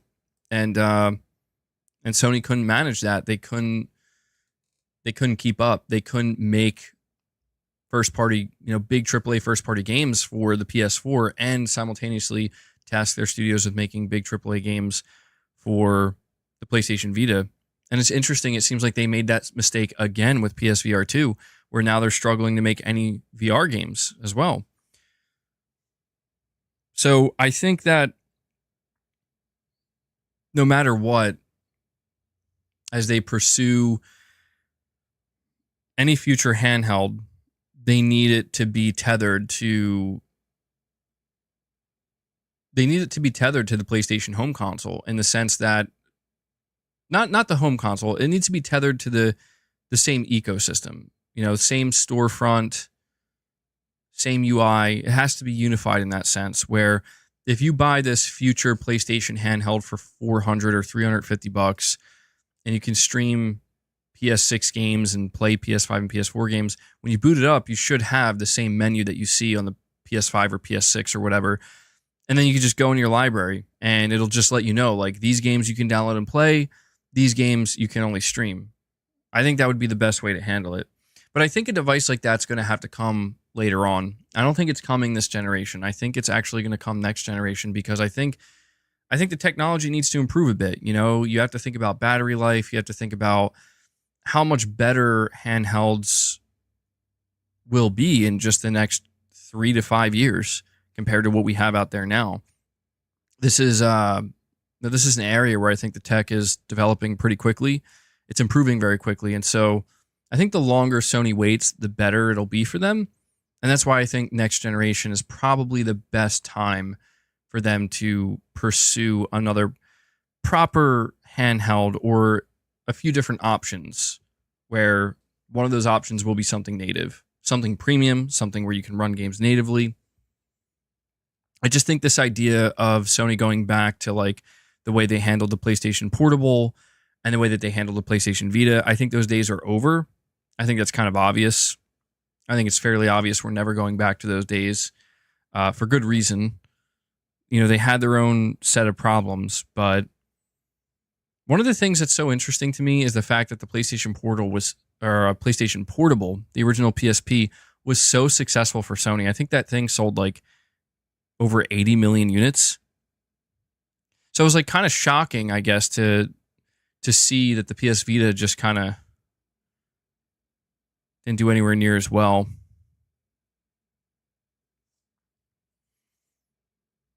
the tech is improving, but the cost is only going to increase for the foreseeable future. Yeah, that's true too. Yeah.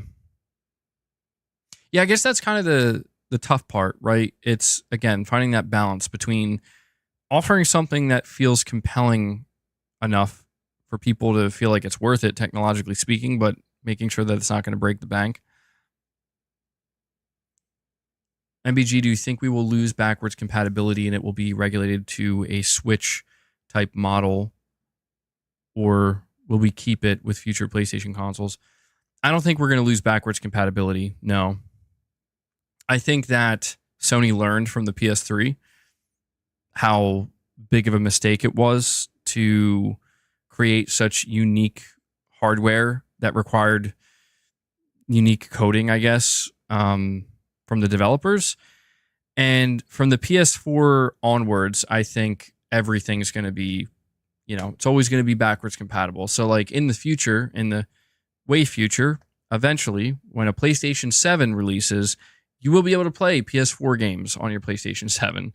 You probably, I don't know, maybe you'll be able to play PS3 games, but at the very least, PS4 and onwards, all that will be backwards compatible with all future PlayStation hardware. I firmly believe that. It would be a mistake to do it any other way.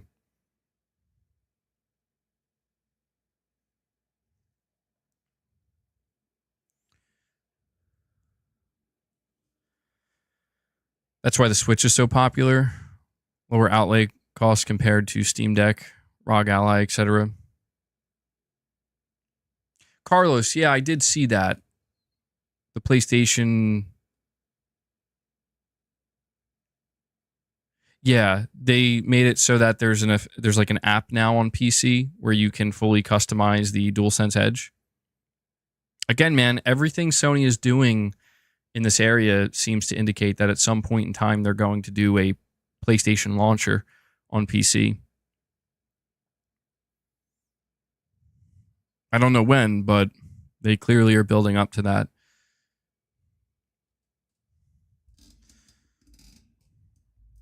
But I'm very interested to see where Sony goes after the PlayStation Portal. Considering the PlayStation Portal was way more successful than it had any right to be, it makes sense that they're going to pursue this, and I'm just wondering what's next. Hideaki Nishino, by the way, PlayStation CEO on the platform side of things, he was the person responsible for the PlayStation Portal. So, wonder what he's cooking now. He's got a lot on his plate. He's got the PlayStation 6 on his plate. He's got like future handhelds on his plate. He's got the whole platform side to worry about. This is probably why they divvied it up.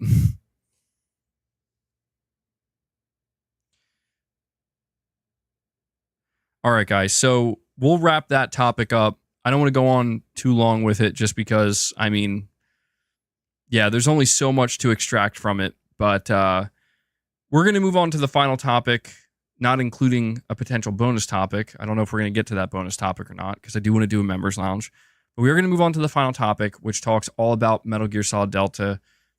I don't know how many of you guys are excited for this game. It's my most anticipated game right now. We have some new information to go over. Previews just came out. But before I do that, I want to once again ask you guys to please hit that like button. We are now sitting over 200 likes, so thank you for that. Let's see if we can push for 225. Let me bring this up here. So I have a report here from WCCF Tech. It says Konami recently held a preview event for Metal Gear Solid Delta Snake Eater, inviting select press to play the game. A few developers were also on hand to discuss the highly anticipated remake. Producer Noriaki Akamura, for instance, a veteran who worked on Metal Gear Solid 5, told VGC, quote, "This is one of my favorite titles as well. And since the game was really good to begin with, we didn't want to mess around with the original creative direction of the game. There are a lot of things that we didn't feel necessary to change. That is not to say that there are no changes to Metal Gear Solid Delta Snake Eater." Akamura continues, "This is a 20-year-old game, so when we decided to bring it to modern platforms, we didn't want to make it feel like an old game. We did refine a lot of things to make sure that for those who didn't play the original, it still feels like a game that came out in this day and age. We are well aware that some of the expressions may have been outdated. We have a content warning. However, we left the content in out of respect for maintaining the original creator's vision that he had for the game. That was an executive decision to leave it in. There are parts that have been modernized, and players are vastly different than they were 20 years ago. So there are definitely tweaks, but in terms of story and plot line, we left them as is. So it's worth noting when he says parts that have been modernized, he's referring to gameplay mechanics. But I just want to say here, this is so funny to me because you know for a fact, for those who played Metal Gear Solid 3, you know he's talking about the EVA scenes where you can hold R1 to look in first person. And I think it's so funny that, like, because this is just the day and age we live in where it's like we have to issue a content warning now that some things might be outdated. But I love the fact that they're like, we ain't changing it. And smart decision, man. Smart decision. I'm glad to see that they were smart enough to realize that if you alter stuff like that by taking it out, that you're going to get the biggest tidal wave of hate. It's not even going to be funny. But yeah, that's exactly how it should be in terms of everything relating to the story, everything with all the cutscenes and all the nuances with the cutscenes and all the different things you can do. Best not to mess with them. Akamura also hinted that Konami's plan may go beyond Metal Gear Solid Delta Snake Eater. Our focus right now is to rebuild the creative team. We have some of the core members of the original team, but right now our focus is making sure we can deliver the Metal Gear series in this day and age. If that takes off, hopefully we can do more with it. At an event, Konami confirmed, that the console graphics modes on offer for both the PS5 and the Xbox Series X, you'll be able to choose between 4K 30 FPS and a performance mode targeting, this was a little bit disappointing, 1080p 60 frames per second. So we are getting confirmation for Metal Gear Solid Delta that if you want to play in the performance mode on the PS5 and the Xbox Series X, it'll be at 1080p 60 frames. Now, this is where, again, I really have to wonder, this is an Unreal Engine 5 game. We just heard recently that developers are claiming that the PS5 Pro should really greatly help Unreal Engine 5 games. Will this be a game that gets a PS5 Pro upgrade? I really, really hope it does, because I'm not going to lie, 1080p at 60 frames is a little bit disappointing. It's a little bit disappointing. It's playable, certainly. 1080p is not that bad. I don't want to be like dramatic about it, but I now want to refer to Shinobi602 on Twitter, where he actually put out a tweet where he covered a bunch of new information regarding Metal Gear Solid Delta Snake Eater. So I'm going to read it through here. He has a bunch of bullet points. Development is a mix of new talent and original MGS3 veterans. It stays true to the original game, reverence to the original work, looking to be the remake fans have wanted for years. We'll have a fidelity mode at 30 FPS and a performance mode at 60 FPS. Quality of life updates are useful and not overbearing. Revamped controls with the traditional options. You can play it as a traditional modern over-the-shoulder third-person shooter or with classic Metal Gear Solid 3 controls. New controls create a satisfying illusion of how I remembered MGS3. Controlled even though it wasn't, the transition felt natural, smooth, and fun. Modernized menu design with variety of accessibility options. Tweak how you ready your weapons/equipment. Toggle or hold down a button when grabbing enemies. Adjust color correction, center dot display, etc. A lot of praise towards the visuals. It runs in Unreal Engine 5. You can use the camera during a real-time cutscene to zoom close enough to see the pores on Snake's skin. More ambient wildlife. All characters look fantastic and are true to their original designs. No real load times in the game, though the team wanted to keep the pacing of the original, so there's still fade to black when transitioning to new areas. Some previewers wish it did more in freshening up the experience instead of zoning off areas like the original where you could easily escape and reset everything. Having everything be continuous would have made for something more engaging. So I do want to acknowledge this. We are getting confirmation for Metal Gear Solid 3 Delta that in terms of like going from zone to zone. If you guys remember, that's how it was in MGS3. You leave one area and there's like a small, very short, brief loading screen, and then you're in a new area, and you could kind of manipulate this. Apparently, they're keeping that, which is interesting because there was, some talk of like, are they going to make it like one cohesive area? It's interesting because there's like no loading, so I don't know. So I guess it's just like a very quick transition to another zone. But that's interesting to find out that they didn't change that. It says here, it does not reinvent the Metal Gear Solid 3 experience. Personality has not been sacrificed in the pursuit of realism. Snake still only climbs the same ivy-covered trees. Snake still gets packaged in to-go boxes when killed. Guards flail and run when shooting down a beehive. You'll still don a Raiden mask if you choose. If you choose the I like MGS2 at the start of the mission, etc. New additions / changes. Snake's initial bag of gear now provides a compass and objective indicator. Rolling has a dedicated button, which is triangle. You can now dive to the ground from a standing position. The team worked hard on making sure new models / assets blended in and moved, breathed, reacted as similar as possible to the original. Wounds on Snake will appear on his body throughout the game as he gets hurt, which will noticeably affect him if he's not treated. The camo index system returns with further enhancements. Snake can also roll around in dirt, mud, etc., and get convincingly covered in it to improve his camouflage. Previewers tested it, and they say his entire face and body became dripping wet brown, his hair sludgy and slicked, and his camo index maxed out, rendering him practically invisible to nearby crocodiles. Release date to be revealed later this year, likely at Tokyo Game Show. So that's generally what we're hearing about the previews for Metal Gear Solid Delta Snake Eater. And I want to put one other thing out there. I did mention this the other day, but Konami was asked a second time about Metal Gear Online. For those who don't know, Metal Gear Solid 3 had a re-release, I think a year later, called Metal Gear Solid 3 Subsistence. And this version of the game not only had a bunch of improvements, but they also shipped it with an online component. And I played that online component. I thought it was incredible. And, it didn't last very long, but it was really good. If you played it, let me know. If you played it, you know how good it was. And it was super fun. They were asked twice if they plan to bring that back with this game, and they didn't say no. The two times they were asked, they basically said, we're not commenting on that right now, or like, we don't have an answer for you.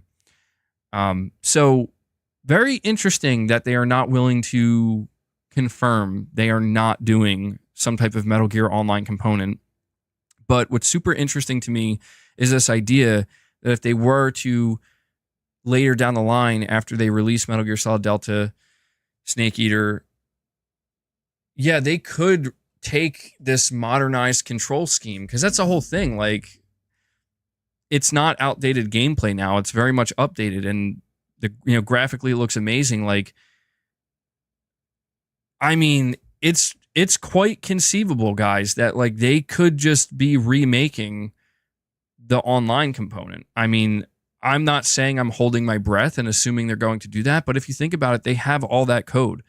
They have all the maps, they have all the modes, they have everything. And like, realistically, all they would need to do is exactly what they just did for this game. Like, just, redo it in Unreal Engine 5 and just take the control scheme that you have, for Metal Gear Solid Delta, put it into that online mode. I think that would be incredible. Again, I'm not holding my breath for it, but it's very interesting to me that Konami is not saying no. They're like kind of leaving it in the air. Maybe, maybe not. But either way, everything I'm hearing about Metal Gear Solid 3 Delta Snake Eater sounds incredible. And I was really happy to hear that it previewed so well. And I think Konami is on a bit of a streak right now. I'm going to be honest. I think they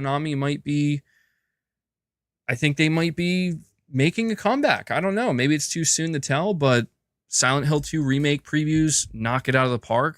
Everybody's wildly impressed with it. Blooper Team is actually going to deliver, and now Metal Gear Solid 3, remake is knocking it out of the park, and everybody's very happy with it. Carlos, you're saying it would be awesome if they add Metal Gear Online. It would be, man. I would, that would be like probably the single most exciting thing for me, like that I could imagine, because the nostalgia I have for playing not just Metal Gear Solid 3, but specifically buying Metal Gear Solid 3 Subsistence. It was like one of my first online games I ever played, and I was like, this is amazing. And it was the first time, I think Metal Gear Solid 3 is actually the first game I've ever played where I played a single player component, which blew my mind. And I'm like, this is like the greatest game I ever played. And then I, not too long after that, found out there's an online component, and I got internet set up, and with the help of my cousin, he helped me set up the game, and I was like, dude, I can keep playing this.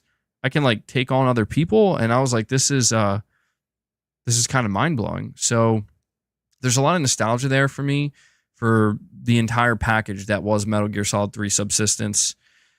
But yeah, I think that this is a really promising sign for the future of the Metal Gear Solid series. There was a lot of trepidation around Metal Gear Solid 3 getting remade. How is Konami going to mess it up? What's going to go wrong? What are they going to screw up? And, it is sad that Kojima is not involved, but, he's moved on. He's doing his own thing. We're going to be seeing Death Stranding 2 next month. And Death Stranding 2 looks amazing as well. So I think this is the best way for Konami to handle it right now. I think it's just kind of like slowly remaking the main games, releasing these collections, but specifically with the remakes, making sure you're doing them justice. And for me, Metal Gear Solid 3 Delta Snake Eater is looking like kind of a dream come true. So there was always the possibility that with these previews, maybe we would hear something disappointing or get some bad news, but no, it all sounds incredible. Yeah, so there's no release date yet. Talking about when this game will release, I'm assuming this is a 2025 game.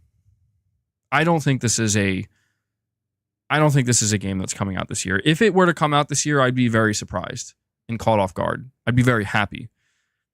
I mean, it'd be my game of the year if it comes out this year. But Konami did say we're going to be hearing about the release date very soon. So it sounds like we're going to be getting a new trailer of some kind. TGS would make sense. Maybe if Sony is doing that state of play, maybe they will show it there. Q1 2025. That seems like a likely time frame for me. Yeah. February, March 2025.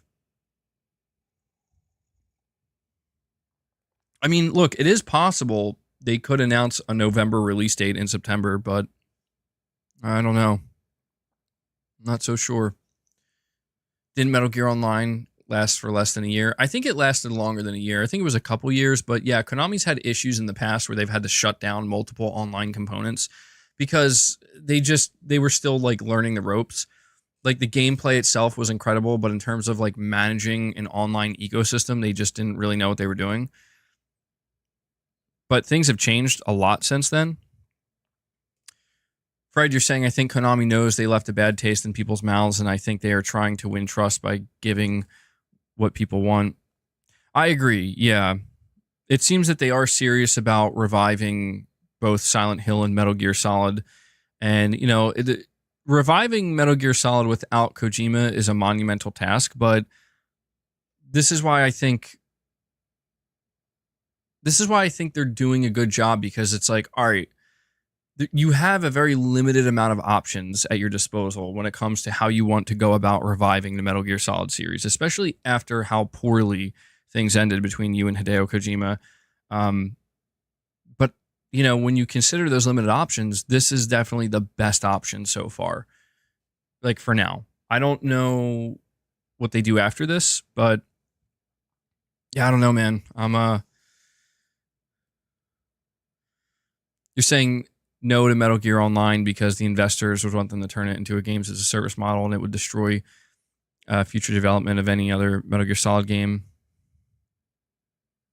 I mean, it's possible. I will say this, Dark Demon Media, you're not wrong, but what was so impressive about Metal Gear Online 2, which shipped with Metal Gear Solid 4 Guns of the Patriots, is, dude, they ran that game like a live service model before live service games existed. Like, Konami was ahead of the curve, actually. They just didn't have the infrastructure in place to properly manage it. But that game, anybody who played it, it was basically run like a live service game. And it was shocking. Like, it was shockingly good. But the infrastructure was trash. And so that lack of a proper infrastructure is what killed it. And I don't, to be honest, man, I wouldn't be opposed to this idea of like, let's create a separate Metal Gear Online component that it just starts out being a essentially from the ground up remake of the online component you got with Metal Gear Solid Subsistence. And then when they eventually remake other Metal Gear games, they can just kind of add new stuff to this online component alongside those new remakes. So guys, we're remaking Metal Gear Solid 1 from the ground up. It's getting the same treatment that Metal Gear Solid Delta got. And then if they have an online component and it is being run like a live service game, they can be like, and we're going to have new updates, you know, for Metal Gear Online. You're going to have MGS1 maps, MGS1 cosmetics, MGS1 weapons. I mean, God, man, it's like, it's right there, you know, it's right there. And then we're going to remake MGS2. We're going to do the same thing, you know. Now you're going to have some MGS2 maps, MGS2 theme, you know, characters, weapons, cosmetics, the whole 9 yards. And then you do that with 4. Metal Gear Solid 4 had an online component as well, and they could just remake all those maps, all those characters, all those weapons, bring them in. And they could have a full-blown online live service title, you know? And if you think about it, man, if you think about it, if Konami is in a bit of a bind, they remake Metal Gear Solid 1, 2, 3, 4, and then after that, they're like, we don't really know what to do now. Right? We don't know what to do now because we remade all the mainline games. Are people really going to want them to make Metal Gear Solid 6? Maybe they could try, but it would probably not work out well for them, to be honest. I don't know what Metal Gear Solid 6 looks like without Kojima. But if you create a Metal Gear Online where that content can exist and people can just keep playing it, that I know that sounds insane, but that could be a way in which Metal Gear can live, you know, in this modern day without Kojima. I don't know. Just a thought. MGO would not work. When nostalgia factor is over, people will move along. New staff. MGO will stay dead, unfortunately. Well, I will say, man, the original versions of Metal Gear Online are kept alive by like a really dedicated community of players. So I don't know. I think it could have wider appeal, maybe, if they handle it right, but you would want Metal Gear Solid 5 controls. Well, that's what I'm saying, Captain Hook. That's what makes it so interesting is, you know, the previewers, people who were previewing Metal Gear Solid 3 Snake Eater, the remake, they were saying that when using the new modern controls, it feels like MGS5, like MGS4 and 5 blended together. And I'm like, that's like, you guys have to make an online component. You fucking have to. I'm sorry. Like, you have to. It'd be crazy for them not to, in my opinion. But either way, man, I'm just really grateful that we're getting this remake, and I'm stoked for it. And I'm so happy to hear that the previews are nothing but positivity, and this game is living up to be an incredible remake. Couldn't be happier for it. All we need now is that release date. That's all we need.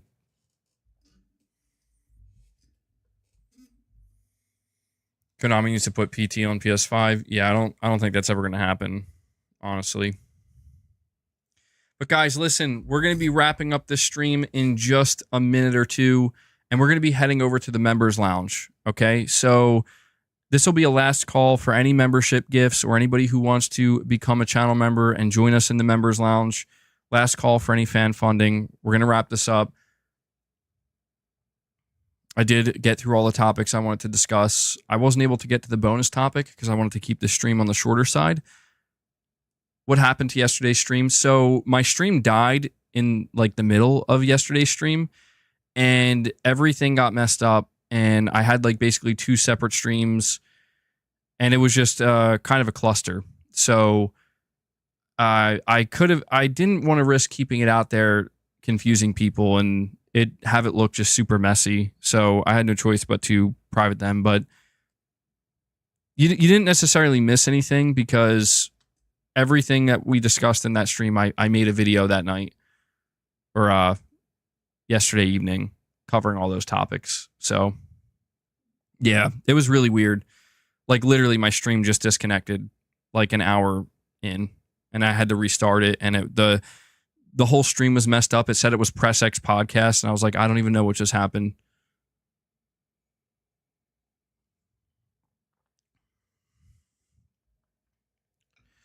All right, guys, as I do my outro and as you're heading out, please do me a favor one last time and hit that like button. You guys have done great today. We're sitting at 232 likes. Let's push as hard as we can to bump that up to 250 likes. It helps the streams more than you know. But we are going to head over to the members lounge. I'm going to set that up as soon as this stream ends. But before I go, I just want to thank everybody for tuning in. Everybody who watched live, thank you guys so much. Anybody who's going to watch later, appreciate it. Also want to make sure I thank everybody who donated directly, whether you dropped a membership gift, became a member, or dropped a super chat or a direct donation. Thank you so much for that. Couldn't do what I do here without you guys. And we have subtext here coming in with the super chat before we head out. I just spit all over my mic. He says, you may have discussed, but if this PS5 Pro event is just a state of play, that's a worrying sign that maybe the first-party studios are behind/delayed. Yeah, that's true, subtext. And I did discuss this a little bit, but to be fair, that stream is no longer available, so I'll just say it here. It very well could be a sign that Sony's first-party studios are running behind. It very well could be a sign that there was some mismanagement and it's going to take a little bit longer. Or it could just be that the games are that big that they're taking that much longer, you know? And we have Spine coming in. Spine coming in out of nowhere. Damn, Fred. See Fred's random message. Spine comes in and drops a 10 bomb. Holy shit. And just like that, he bumps us up to 16 members. So guys, I'll extend the stream for a little bit here for a couple minutes before we head over to the members lounge. If anybody else wants to drop any more membership gifts, we are at this point now. Let me see. We are 9 away from hitting our goal and feeding the beast. Spine, really appreciate that, man. Let me just update this so you can see where we're at. But subtext, yeah, it could very well be that Sony Studios are a bit behind. It's what makes it really difficult to determine that, though, is that we just don't know the details. We don't know the details of the situation. We do know that live service games were canceled. We do know that some of Sony's internal studios were somewhat mismanaged, but we don't know to what degree. That's what I mean about missing the details. And so we're going to find out, you know? I just want to say, and this is, I think, pretty important to highlight, Sony, they emphasized to their shareholders this year that the next fiscal year, they plan to make significantly more money from their first-party studios. I don't know if they were referring to live service. I doubt they were. But that's important to understand because the next fiscal year starts March 2020 or April 1st, 2025. It's a little ways away from now. But, you know, it clearly means that Sony has stuff that they're planning to reveal and release at some point between now and the end of 2025 that they're planning on making a lot of money. Oh, yeah. How disappointing would that be, Taicho? Good call out there. Got to keep that in mind. You're saying most likely referring to PC ports. That's a good call out. Yeah, it could be that. Yeah, I didn't think about it that way. Uh-oh. Taicho coming in, killing my dreams. No, it's all good, man. We got to be realistic about it. But we're going to find out, subtext. You know, if it is a state of play, it doesn't mean it has to be bad. They could do a very good state of play, but you know,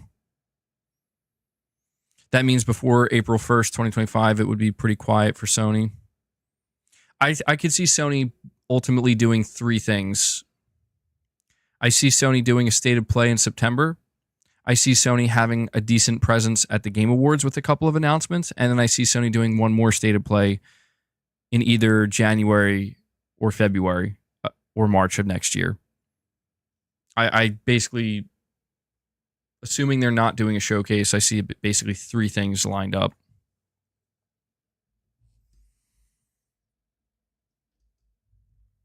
Their strategy for revealing games is very different from the PS4 generation. Yeah, it seems to be.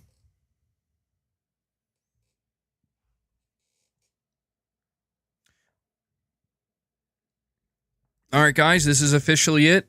This is officially the last call. Spine dropped the 10 bomb for you. Last call for anybody else to serve any more membership gifts before we head over to the members lounge. 9 away from feeding the beast, and I see we're only 10 likes away from hitting 250, so thank you for that, guys. Good stuff. Is Silent Hill 2 also Unreal Engine 5? It is, yeah. Both of these titles are Unreal Engine 5, both Silent Hill 2 and Metal Gear Solid 3 Delta Snake Eater. And Sentient Ironheart comes in. We got some new gifters today, man. I think Spine's gifted in the past, but Sentient Ironheart. Is this somebody we know? Because I noticed they have a year member badge. Who are you, Sentient Ironheart? But they come in and they drop a 5 bomb on you guys. Thank you. That's 5 more memberships gifted. You guys are keeping the member train going here. Let me update this and show you where we're at. Guys, we're at 21 members now. We're just 4 members away from hitting our goal and giving Boss and Luna some treats today. 4 away. Let's see. I'll give it another minute or two, see if we can hit that. Sentient Ironheart says a long lurker here. Well, I appreciate that, man. I appreciate that. Good stuff. Bro's been lurking in the shadows for a year. I mean, it happens sometimes, you know. I see people come in with some... Like, there was an individual who dropped a couple streams ago a $50 super chat. I'd never seen them before. And they were saying they've been watching me for like 8 years. And I'm like, whoa. And they're just like, hey, man, I want to just show some support. I thought that was kind of awesome, you know? It's bath time for the cats. Something I think that's so funny, I don't know if you can see it on screen, but... Yeah, you can't see it, but if you look at the lower sleeping pad next to it, to my left, Luna's sleeping on like the box part. She's not sleeping on the sleeping pad part. She's sleeping on the box part. I think that's so strange. I don't know why she would think that was more comfortable, you know? Like, I would assume she would want to sleep on the padded, more comfortable part, but I don't know. And Sentient Ironheart comes in with the second 5 bomb. Sentient Ironheart, the lurker. Is that going to end up being your nickname? He comes in and drops another 5 bomb, taking us over the 25 mark. And then Fred Vance, the legend comes out of the shadows. He drops another 5 bomb. And just like that, 10 more memberships gifted. So just a reminder to everybody who received a membership gift, we will be heading over to the members lounge. You now have access to it, which is awesome to see. So a full-blown member train going here at the end of the stream. Love to see it. Fred, Sentient Ironheart, thank you guys so much. And then Taicho comes in and he drops a single. Taicho's keeping it going. Thank you. Appreciate it. We're now at 32 members, and I do have to feed the beast for you guys. Appreciate all the support. So let's see. 32 members, just like that.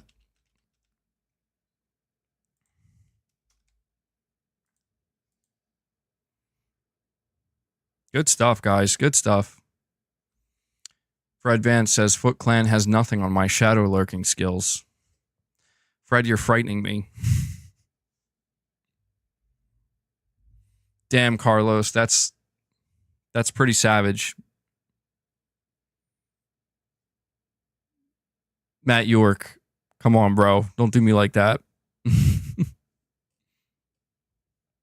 All right, let's feed the beast here.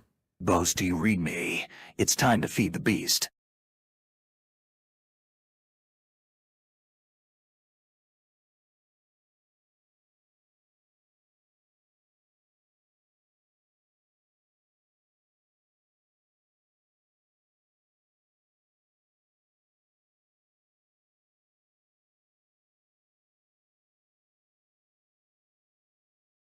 Boss, please don't fall, dude. He almost fell off the top there. I don't know if you guys can see him up there. Yeah, you can see him. So they're both feeding now. They appreciate it, guys. Every time we hit 25 members, the 25 goal, we feed the beast that is Boss, and we feed the Micro Panther. She's getting big, right? I feel like she's getting big pretty quick. And we have a super chat from PlayStation Pete. He says 10 more days till Astrobot. Bought a new AC for the condo, $6,100. Damn, dude. But hey, you're gonna stay cool though, right? I'm assuming if you spent that much on it, it must be pretty good. Must be pretty efficient. I love the combination of those two things. Yo, bro, Astrobot in 10 days. By the way, I got a new AC for the condo. Saying end its fall. But you know what? I'm assuming maybe his AC like burnt out or something, or it needed to be replaced after the summer. I'll be honest with you though, I don't know, is that like an absurd amount of money for an AC unit?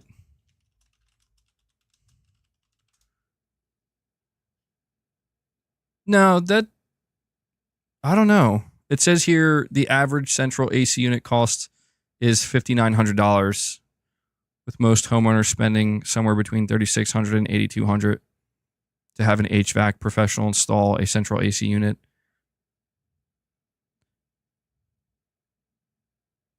Says it can be more expensive if your home doesn't have pre-existing ductwork. So that actually sounds pretty in line, PlayStation Pete. Doesn't sound like you went, you know.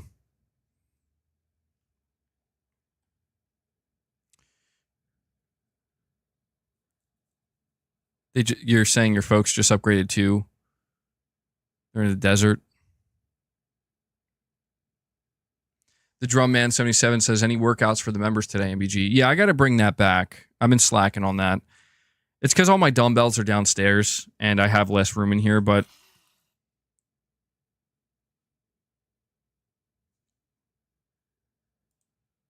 did you guys just see that? You okay? You gonna chill? Just calm down a bit? All right.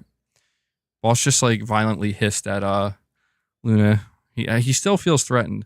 But yeah, I got to bring that back. Normally, the way I used to do it, not that I say it like it was so long ago. It's probably just been like a month or two.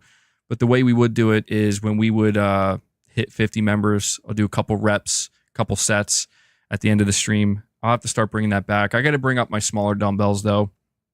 It's just because of the setup I have here. I have limited range. I can still make it happen, but I've been getting back into a workout routine as well, so we'll see what we can do.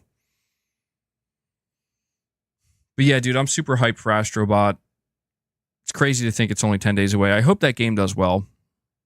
I really think if there's anybody who has any interest in it, definitely try to support it. Boss, can you calm down, please? You should be happy, man. I just gave you some treats. Don't have to hiss. Astrobot is just as important as an AC unit. All right, let's see where we're at here. Okay, so we basically extended the stream by about 15 minutes, but well worth it because, guys, we got more channel members here. We're sitting at 32 on the day. Got a couple more super chats, and we did hit 250 likes. So you guys are awesome. Thank you so much for the support here. It really means a lot. So at this point, I guess I'll go into the real outro now, which is, again, just thanking you guys for the support. We're going to move over to the members lounge. I feel like I've said that like 4 times, but boss just face planted. No, he's good. He's good. So yeah, to all my channel members, be on the lookout. I'm putting the members lounge up as soon as this ends. And to everybody else, my next stream will probably be on Thursday. So be on the lookout for that. Same time, same place. We'll have a new batch of topics. And also just to thank you once again to everybody who super chatted or dropped a direct donation. You guys are amazing. And yeah, Boss and Luna, thank you guys as well for providing the treats that they get to enjoy. And Boss can get strangely territorial over it. So, all right, guys, that does it for the stream. I want to make sure also to give a shout out to Devil Shooter. He does the timestamps for the streams. If you guys see him in the comments, give him a thank you. Show him some love. I know that he really appreciates that, and he does a lot of great work for the channel here. Fred Vance says for as low as $4.99, you can feed the beast and keep Boss from beating up Luna for her food and keep MBG from being stalked in his sleep by Boss. Believe it or not, Fred, it's actually, I like where you're going with that, but it's actually Luna that seems to be doing the stalking at night. Dude, multiple times at night, she's just jumping on the bed, like attacking my feet and legs. And I'm like, you got to be kidding me. And it's terrible because she's an all black cat. So like, she's just completely camoed. Basically scares the shit out of me. But yes, for only $4.99, Fred. All right, guys, that does it. I'll catch my members in the lounge, and to everybody else, I will catch you tomorrow with a video, Thursday with another stream. And yeah, so enjoy the rest of your day, guys. Until next time, take care.